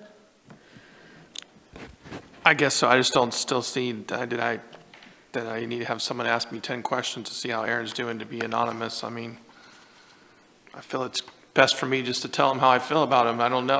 I mean, that's straightforward with him. If there's a problem, I think Aaron's already heard me call or talk to him many times. So if he hasn't figured it out what I want, then I don't know that I need to summon a third party to tell Aaron anonymously how I feel, because if he hasn't heard from me 1 or 2 times a week, I think that's probably odd. So I don't know. Well, that is a possibility. If the council doesn't want to go forward with this option, you have that choice. Rob? Yeah, I'm going to make it really brief right now. I got comments for a little later, but I know we have Dan on the phone, but I wanted to answer Rick's question to the other councilors. I am definitely reluctant to essentially completely on faith do away with questions that we have been using in the past. We know some of the strengths and weaknesses of those questions, and basically on faith just go with 10 questions that we know nothing about. So I share your concern with basically doing away with one without having any input and knowing really anything about the other. So I share your concern with that, Rick. I think, Dan, while we still have you here for a few minutes, could you even just give us an example of one question so council can get a feel? I'll give you 10 questions, actually. I'm happy to do that. Okay. So I always start with a question about relationship. How effective is your working relationship with the city manager? What makes it effective? And what ways could the relationship be improved? Number 2, what do you consider as the city manager's key accomplishments during the past year? Number 3, how well do you feel the city manager exercised good judgment in dealing with unexpected or complex events and situations during the past year? Number 4, how well did the city manager manage the city's finances during the past year and advise the city council on the city's fiscal condition? 5, how well does the city manager communicate with residents and other stakeholders in the community? 6, what would you describe as the city manager's strengths in terms of his management style? How do these strengths benefit the city? Number 7, have you reviewed the city manager's goals set forth in his self-assessment? Do you concur with those goals? Would you change or add any goals? Number 8, how does the council support the city manager's success in his role? 9, what are you most pleased with in city manager's performance? 10, what suggestions do you have for improvement? And 11, what other comments do you have about the city manager's performance? Now, this is a typical set of questions. I often modify them for the client, depending on, if there's another issue. But I do find that those questions do a pretty good job of getting anything out on the table that is bothersome to someone. One advantage I haven't heard discussed here about this process is that while I'm interviewing each counselor individually, and we're doing so in a way that I'm maintaining the feedback anonymously, when I present it, it's one big picture of all of the counselors' points of view represented as one picture.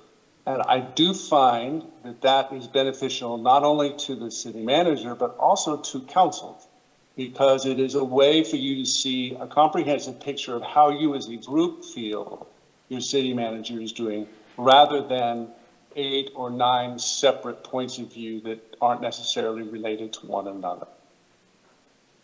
Rick?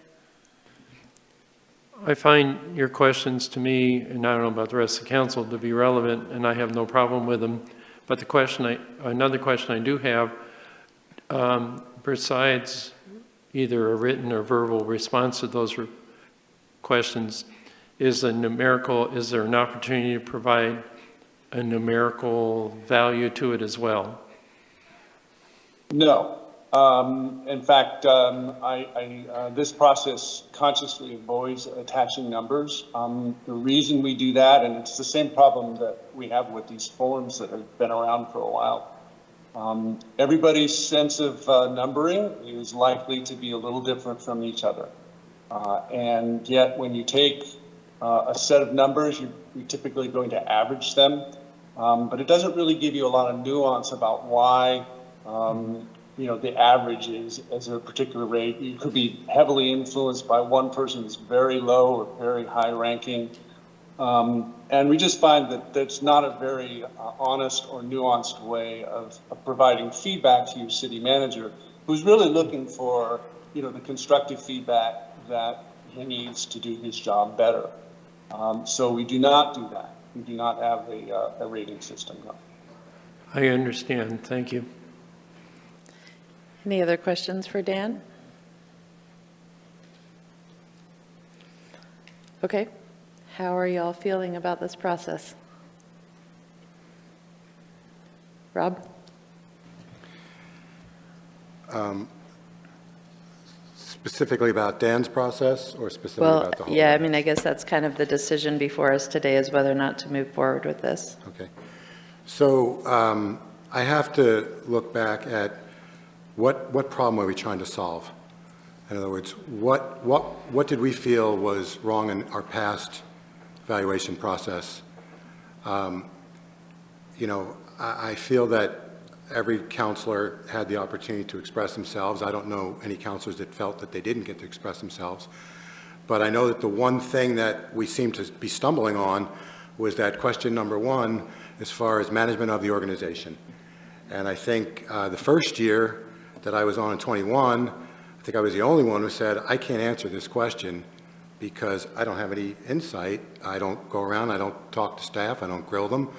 And I think by the following year, several other counselors looked at that position and kind of agreed with it, that they really couldn't answer the question. And I know when we had the task force, both DJ and Valerie said, yeah, that's a really hard question because we don't have the insight. I pointed out to them that they graded anyway, even though it was a hard question. But my point is that it seemed like the problem we were trying to solve was to get some window into the organization, some sense of, how the staff is doing or how they feel about things of that nature. It was pointed out, I think about a year ago or thereabouts, that, Aaron has without council, doesn't need council approval. He can do whatever survey that he wants to be able to manage his staff better. But that wasn't what we felt we needed, at least certainly I, and I believe on February 6th, most of us agreed. What was needed was some insight into the organization, because that would allow me as a counselor the tools I need to do a better job supervising the one employee that we have direct supervisory powers over. So without that tool, and I've been saying this for over a year, without that tool, I don't feel I can do the job I need to do as a counselor. Now, that I believe was the only problem that was verbalized during the evaluation process and during our February 6th workshop.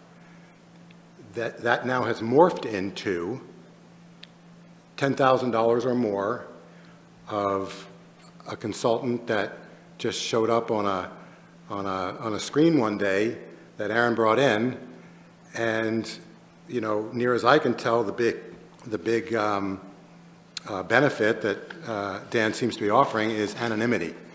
I don't know how many other counselors feel the need for anonymity in the evaluation process.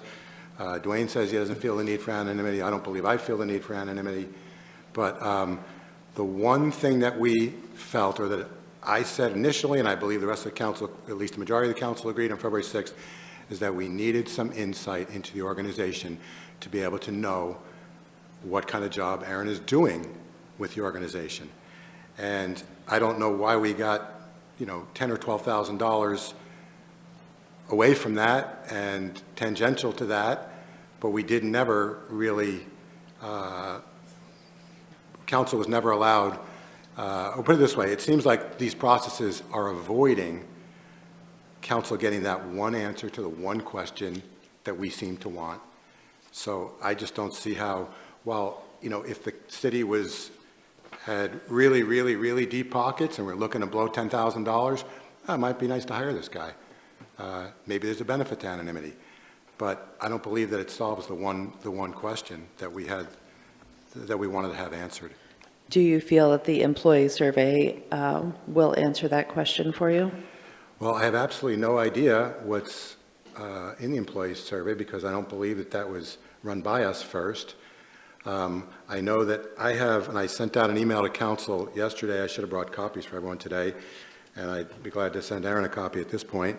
I thought it was really a council matter, more than a manager matter at this point, unless council decides that they value it, in which case then it becomes a matter for Aaron to consider as well.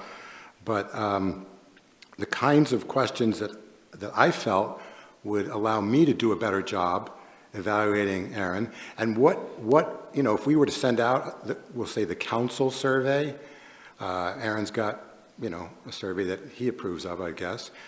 But if we were to send out a council survey and, you know, whatever the results are, it's completely up to Aaron to act on those or not act on those. It's his job to manage his staff.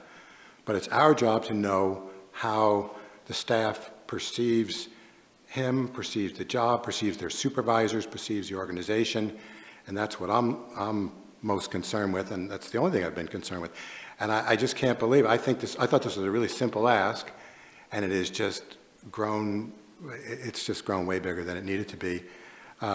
So I'm just going to read just 5 possible questions that came to me, and I'll hand it out to everybody or whatever.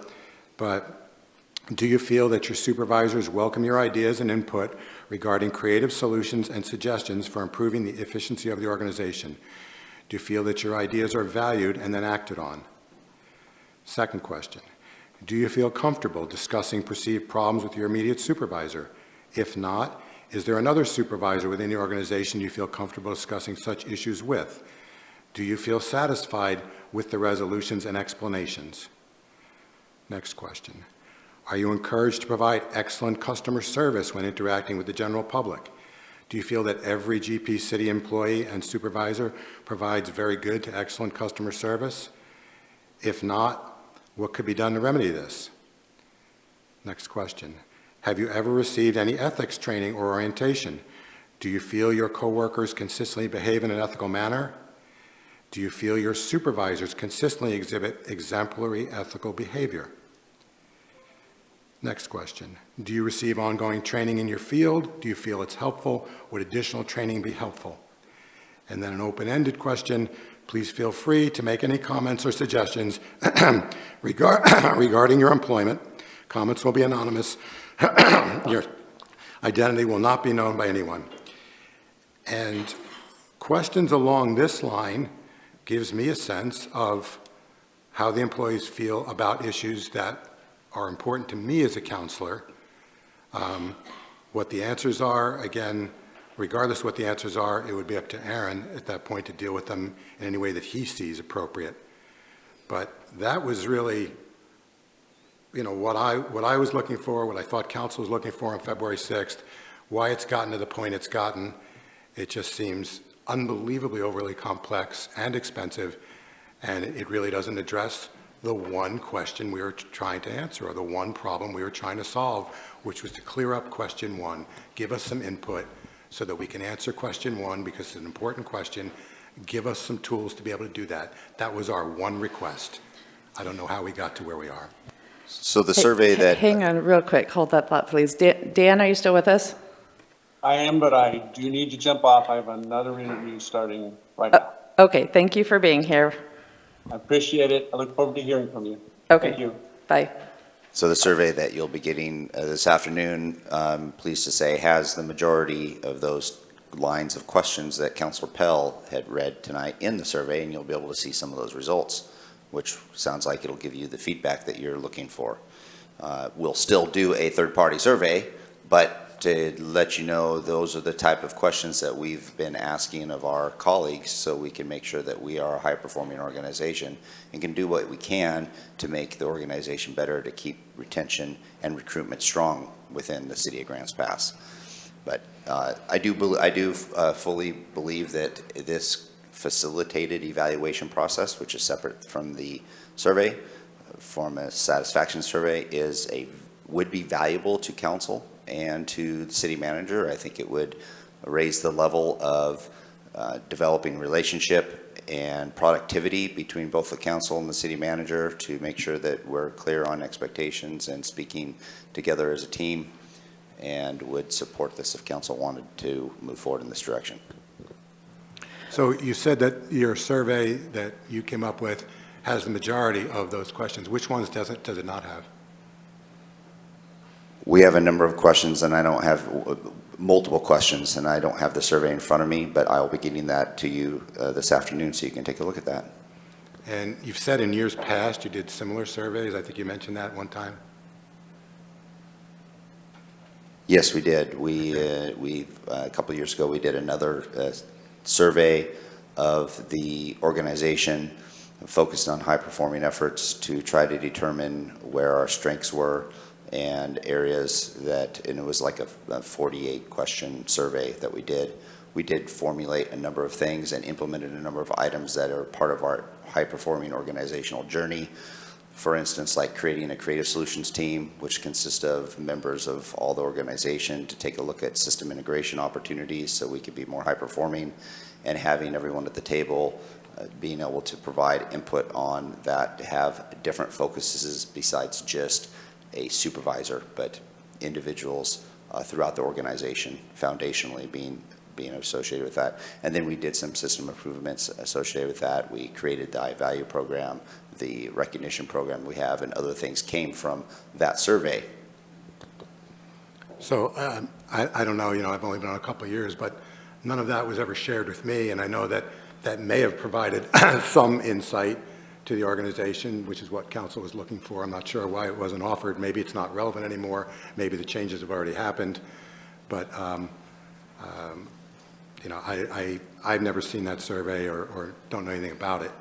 But it would have been probably nice to have that offered when we had asked for tools or some window into the organization. Dwayne? This question, Mayor, does that survey go out to everybody in the organization or just? Yeah, the survey that you will get this afternoon is one that went out to all staff, but it's not mandatory for them to respond. I think our response was... You're saying all staff? Yes. So mainly the people that come to these meetings, that's what we're talking about? What's that? The people that usually come to these meetings with us is the ones you're talking about? No, I'm talking about everyone, all 250 employees.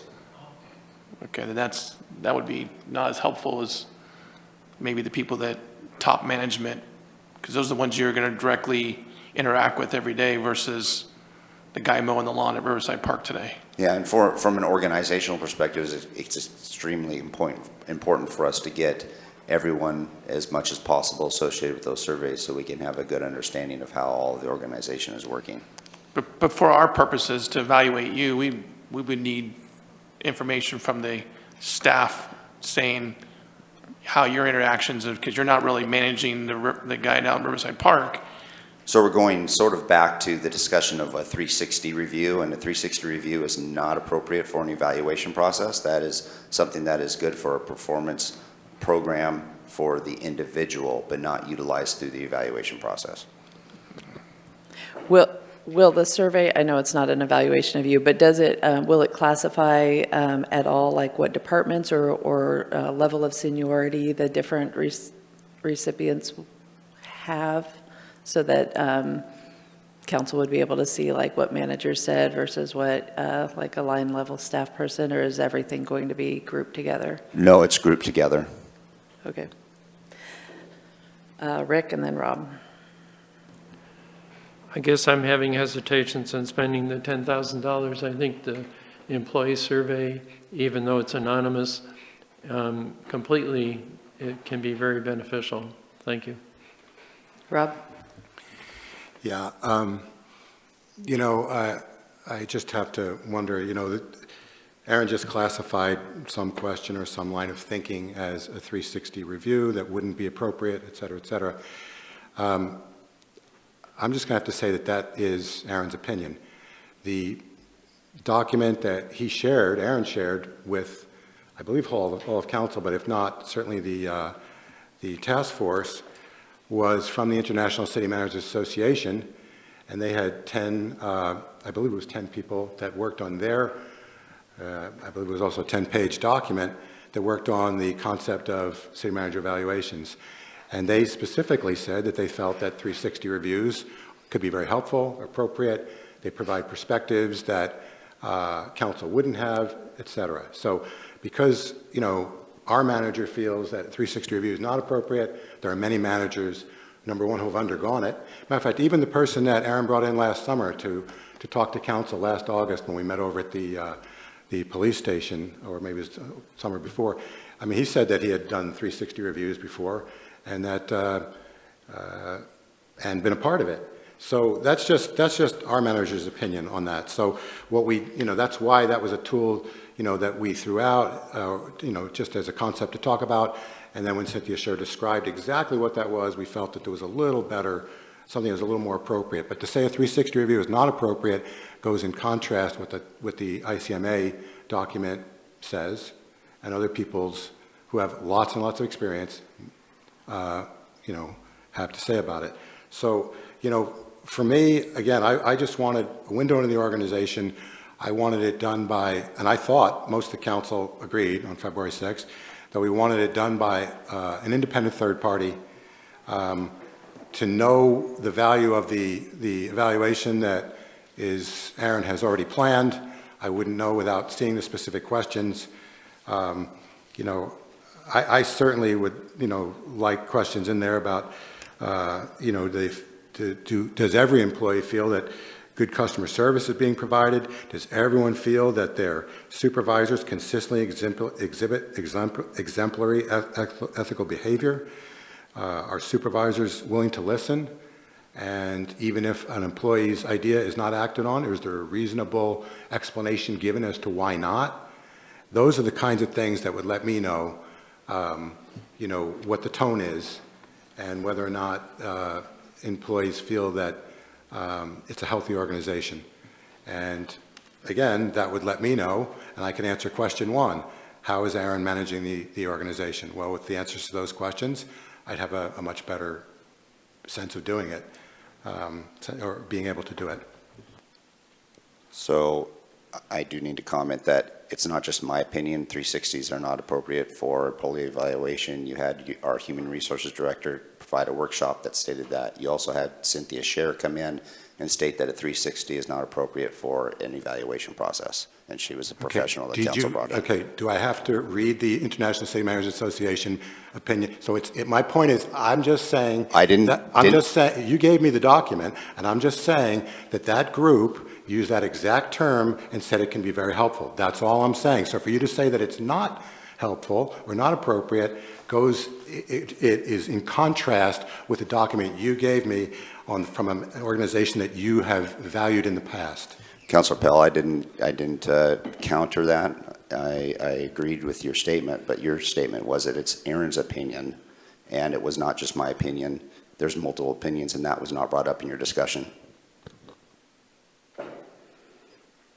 I think it sounds like council has some strong interest in the employee survey and getting a look at what's going on from the other side, and they're not feeling heard by this proposal.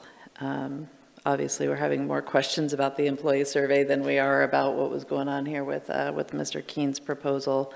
I did have a question about this, since he said that there's no like rating scale. Do you know if there's even like a satisfactory kind of, you know, good, bad, you know, wonderful sort of rating?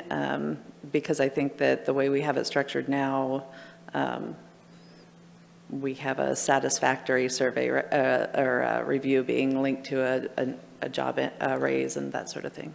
Yeah, I think that second part, when you're talking about compensation or contract amendment, would have to be modified to some degree also if you were to utilize this, because this isn't a numbered system, and the numbered system does have flaws with that, as he mentioned. So if we were to do this, we would want to take a look at that also. Okay. Hang on, Valerie. Yeah, I was just going to say, there are flaws with the numbered system, because in the years that I've done the numbering system, I go about it differently based upon what I know of the council.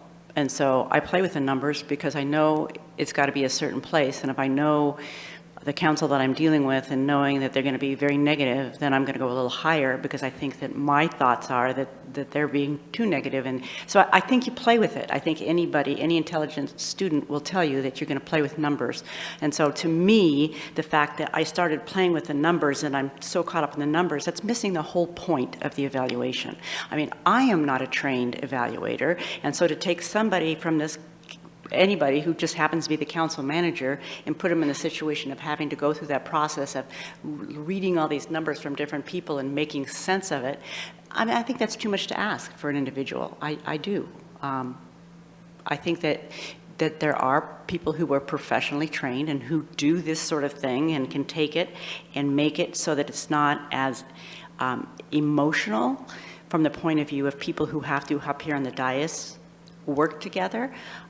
So I am in favor of having this for the very purpose of the anonymity and having it be somebody who is trained to go through this and knows that basically what we're doing is trying to work together as a team. And I think that is important, and that's why I would recommend going with somebody who is not a part of the dais, but somebody who can look at it through the eyes of what is best for cities. And he has done this numerous times in numerous cities. I know that he could give recommendations, and so that is personally why I would rather have a trained facilitator do the process. Vanessa? I don't see the need for the facilitated process. I think the questions that we have on the evaluation currently are very encompassing. I prefer the questions that we currently have over the questions that Mr. Keene had presented. And I am disappointed to hear that anyone would use the numbering on the evaluation like a game, anticipating what other people might say and countering that. This is an employee evaluation, so please take it seriously and please answer the questions honestly and truthfully to your own perspective and not what you think other colleagues may say. That's very, very disappointing. I think the original issue that we had was the number one question, management of the organization. I see the survey that's going to be sent out satisfying that original concern. And I don't see council really ever having a concern about the facilitated process. It sounds like there's only 2 members of the subcommittee present here today, so unfortunately we're not hearing the perspective of the 3rd member due to their absence, but it really sounds like we're moving in this direction just due to personality, and I don't necessarily think it's necessary just for that reason alone. Rob? Yeah, I know that I believe Valerie was clear, and probably even more clear when we had our task force meetings, that I believe she might even use the word dread, but she kind of dreaded having to be the convener and the facilitator of that process again. She didn't like it last time.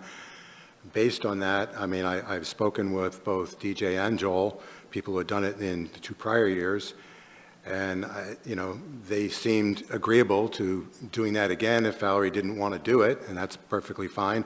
If they don't want to do it, I'd volunteer to do it, or any other counselor could do it. It's basically, if that's a big factor and it gives Valerie great angst, we'll find someone else on the council who's done it in the past or who's willing to take on that role. Brian? Yeah, if we want to have a facilitated process, that's all well and good. I don't think we need to spend $10,000 to do it. Just like, Rob said, we can find someone, either another counselor or potentially the city attorney or even the mayor, just to facilitate that evaluation. I think spending that kind of money to do just a facilitation for that is not a good use of our funds.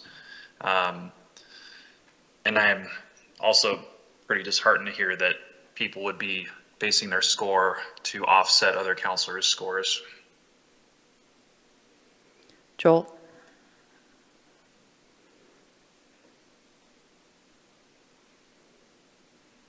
Can you hear me? Yes. Oh, okay. This whole discussion just kind of summarizes for me the results of when the chamber had a survey done of the community where the council's credibility and ability to work together was downgraded, and the city manager and the city staff's role was thought highly of. And what I see us doing right now is trying to prep for our own positions in different ways, rather than just being honest about how people are doing and how we can do even better. So I don't know if that helps the discussion or not. That's the intent, because any evaluation can work as long as people have the good intentions of everybody. And the purpose of any evaluation is to have people do an even better job and to succeed, and not to have I gotchas. So it's good that this whole thing is being displayed to the townsfolk. But to me, it almost confirms their previous opinion of both us as a council and the administration. And I hope not. Joel, do you have an opinion on using the third party for the evaluation? You know, either way will work. The third party would do fine. It does cost $10,000. The other evaluation, as long as we're honest with each other and we're trying to make things even better, will work. Any process will work if that's our intent, and no process will work if that's not our intent. Thank you. All right. I don't want to call you out, Dwayne, but did you want to comment on whether or not you wanted to go forward with the third party? I thought I already made my opinion. $10,000 is a waste of money. Okay. So. I want to make sure I understood correctly. Yeah, and 5 of you now have spoken up in favor of not doing the third party. 1 liked it, 1 said either. So it looks like we're heavily leaning toward sticking with what we got. But strong interest in that employee survey. Did you want to add anything right now, Aaron? Okay, council, anything else to say on this topic? Rob? So in no way, shape, or form do I want to step on Aaron's toes with what he thinks is appropriate in an employee survey or what he thinks he needs to do a better job managing it. And in no way, shape, or form do I want to give up my role and authority as a counselor to ask questions that I feel myself or possibly council needs to be able to do our job. It's 2 different jobs. There's a huge overlap. If they overlap really well, it's a job well done by both parties. But I don't necessarily want to in any way censor or modify Aaron's questions if he feels they're needed.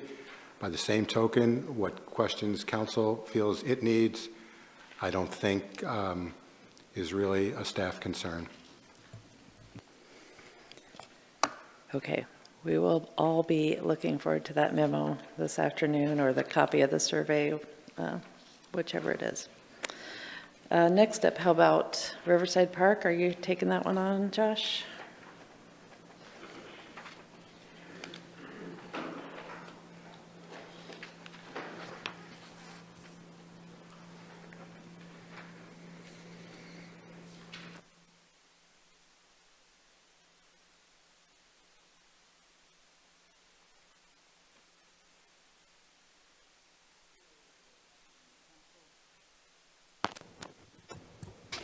Josh Hopkins, Park Superintendent, here today to discuss the portable toilets at Riverside Park again. So, subject and summary, discuss the current locations and the number of porta pots at Riverside Park. This is in relationship to council goal leadership by responding to the emerging needs of the public in parks. Little background, back in August of 2021, council directed to have 2 porta potties placed at Riverside Park. One was west of 6th Street Bridge over in the Riverside West area, and another one was located along Veterans Way. I think originally it was towards Vista Drive more, and it's been moved around a little bit in that general time frame. Last meeting we had on this was June 19th, 2023. Council requested to keep up to 3 porta pots at Riverside Park, up to 2 west of 6th Street in that Riverside West location, with the idea that we had an additional one at Tussing at the time, and at staff discretion, we would move it over if we saw the need increase in that area. And then we have the one still on Veterans Way, which I think is what this main workshop is about, is discussing what council would like to do with the one on Veterans Way. As it stands, that portable toilet on Veterans Way is experiencing very low use, and removal would be pretty minimal to our impact. Essentially, everybody has moved over to that West Riverside Park location, and since they're no longer camping right directly next to that porta pot, no one's really using it. With that, we do have a little map here just kind of showing you where it is. You've seen different iterations of this. The yellow is where the Veterans Way porta pot is located. When we put it back, we moved it down a little bit because we do have a community garden right in that area. And additionally, with the new traffic rules going into effect on Vista Drive, there was going to be less need from people that were parking there overnight. And then we do have the 2 porta pots located over in the red square, or red triangle. As far as expenses goes, when this originally happened, it was about $1,300 to $1,400 a month for the original 2 porta pots. With 3, that price increases up to about $1,950 to $2,100 a month. Originally, this was a part of the ARPA funding for the ARPA, and that was $8,000, which was fully expended in 2023. I do want to put out there that, you know, that's when we put in to get the reimbursement for that. That ARPA 8,000 really only covered about 6 months of this, and so for the last year and a half or so, it's all just came out of Parks operation budget. So with that, we have call to action at council discretion. I think at this point, we're just looking for a consensus of council as to what you'd like to do with the porta pots at Riverside Park. For your alternatives, we can extend the use of having 3 at Riverside Park for a specific time. Over the course of the various meetings we've talked about this, council has gone back and forth from wanting to revisit this every 3 months, 6 months, a year, so forth. Or we can return to the original number of 2 porta pots at Riverside Park and remove the one on Veterans Way. That's the one that, again, is not really getting a lot of use, and we're not thinking it's going to be very impactful to keep. Or council could choose to just leave this up to staff discretion to decide on the number and locations of porta pots. I'm sure council is aware, but Parks moves around porta pots in our system quite frequently based on operational needs and everything like that.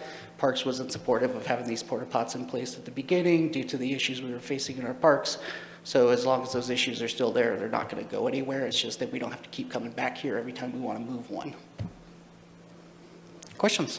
I think Brian has a question.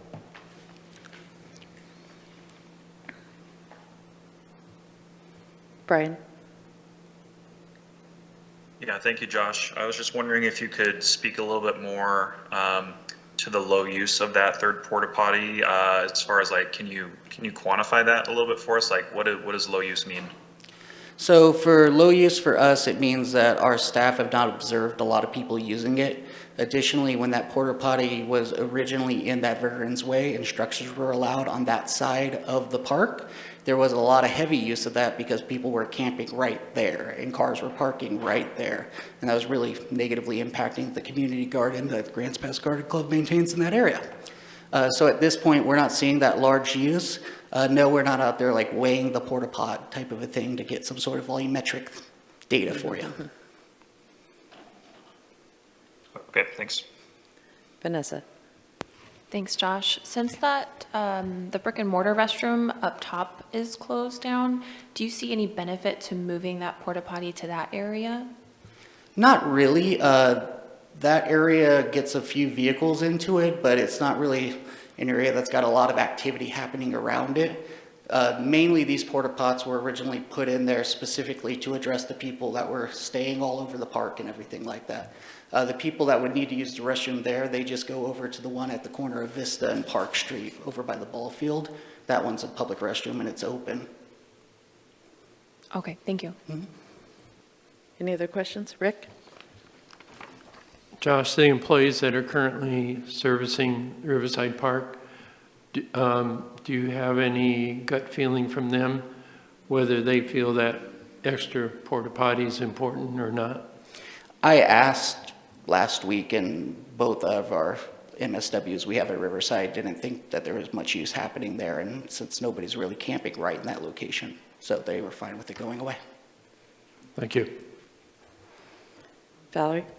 I'd like to refer to this have staff discretion on number and locations of portables at Riverside Park. My understanding with that was that, did you have, your staff has moved them around when they felt necessary? Like at one point you moved it extra at Tussing and then took that one out. Somebody also emailed us asked us if there was porta potties at Baker, which I do believe that there are. Yeah, so we've got porta potties right now at Tussing, Baker, and Riverside Park.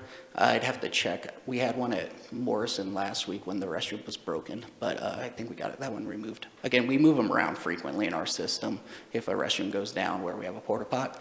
The one at Tussing was originally put there because the restrooms are no longer operating out of Tussing Park, and same with the one at Baker Park right now. The restroom is in really bad repair. We've got a new Portland loo that just got delivered the other day, so we're going to be putting that out here shortly. But for the meantime, that restroom, there is a porta pot there, and it's been there for quite a while, as soon as we just couldn't fix that restroom anymore. Okay, thank you. Mm-hmm. Other questions? No? Okay. Thank you, Josh. Council discussion? Valerie? Yeah, I personally think we should let staff use their discretion on the locations and do what they do, because they're the ones that are out there. And in this case, if they feel the one is not necessary at Riverside, then I would say that if that's how they feel, that's the council direction that I would give them, is to get rid of it. Rob? Yeah, I completely agree with Val. On every porta potty vote that I've cast up here, I've just basically gone with staff recommendation, not because I'm a rubber stamp, but just because we know that we had some human biohazard issues in the park that our park employees, that it was unfair to ask our park employees to deal with. And staff felt they needed some porta potties, and I was in no position to override that. At this point, they feel comfortable that less are needed, and I'm going to take their word for it. Rick? I also agree with the comments made by Valerie and Rob to let staff make the decision. I think the important part is we as a council have come forward and given the endorsement for staff and the porta potties to address the situation that we've encountered. Thank you. Dwayne? So I think everybody knows where I was going to be, because I'm the only one that got outvoted.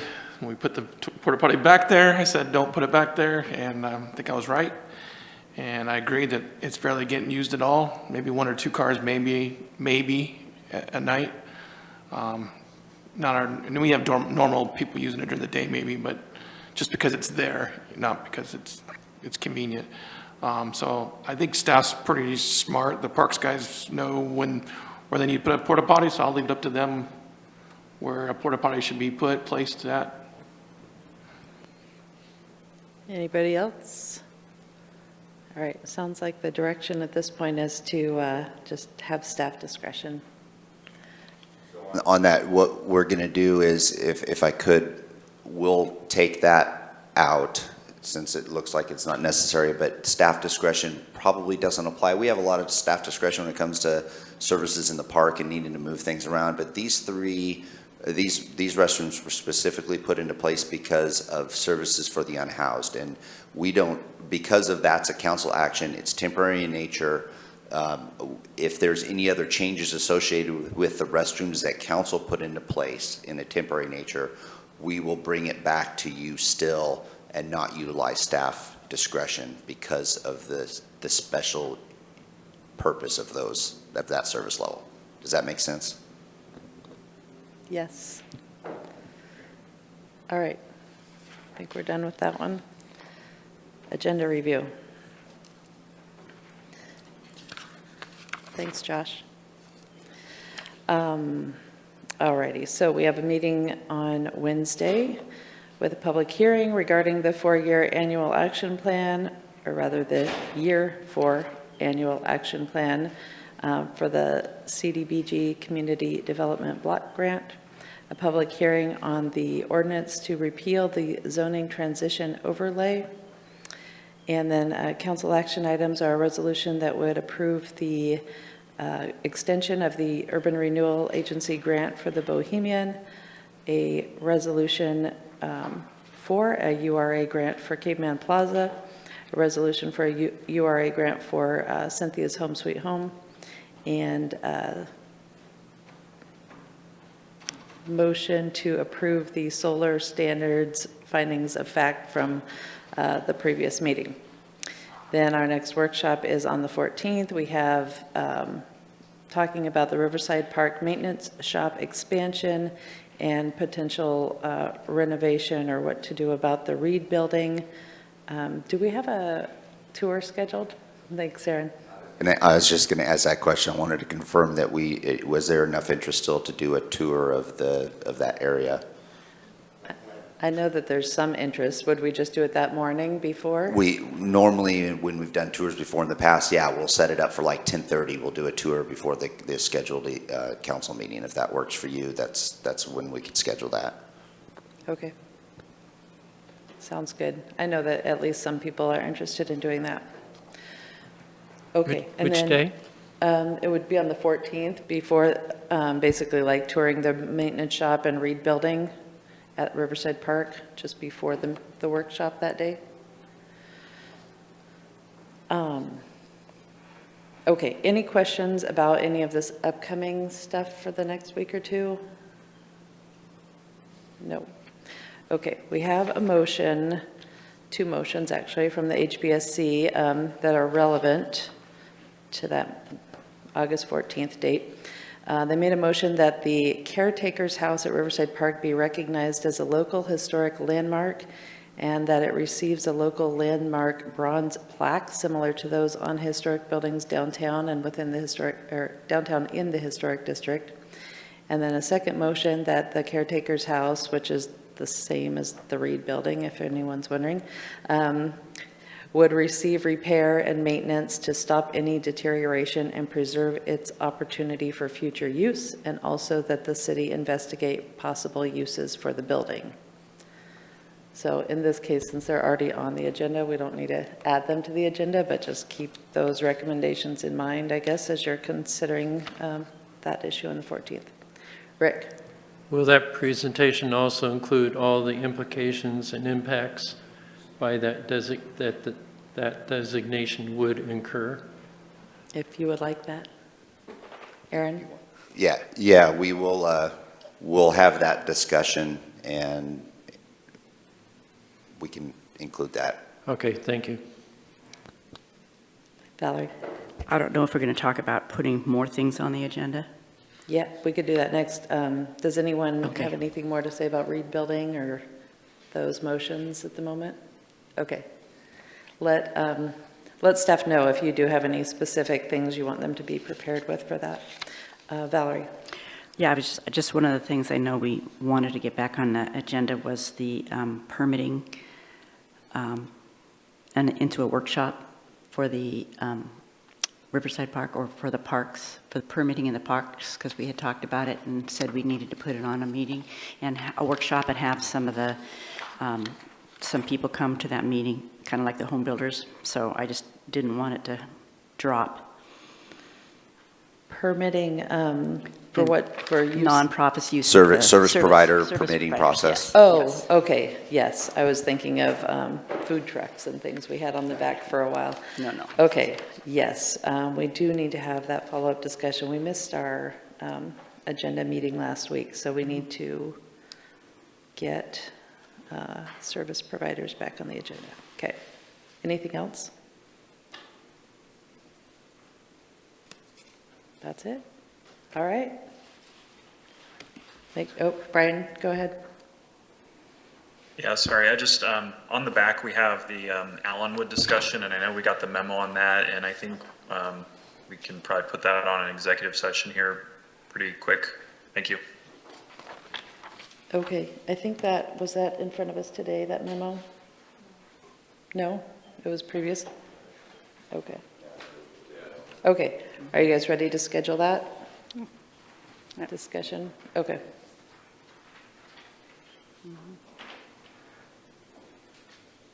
Anything else? All right. Well, if you make the motion, Rick, you look ready. I'd like to make a motion to adjourn. Thank you. Seconded by Vanessa. All in favor of adjourning today, say aye. Aye. Any opposed? All right, see you Wednesday night.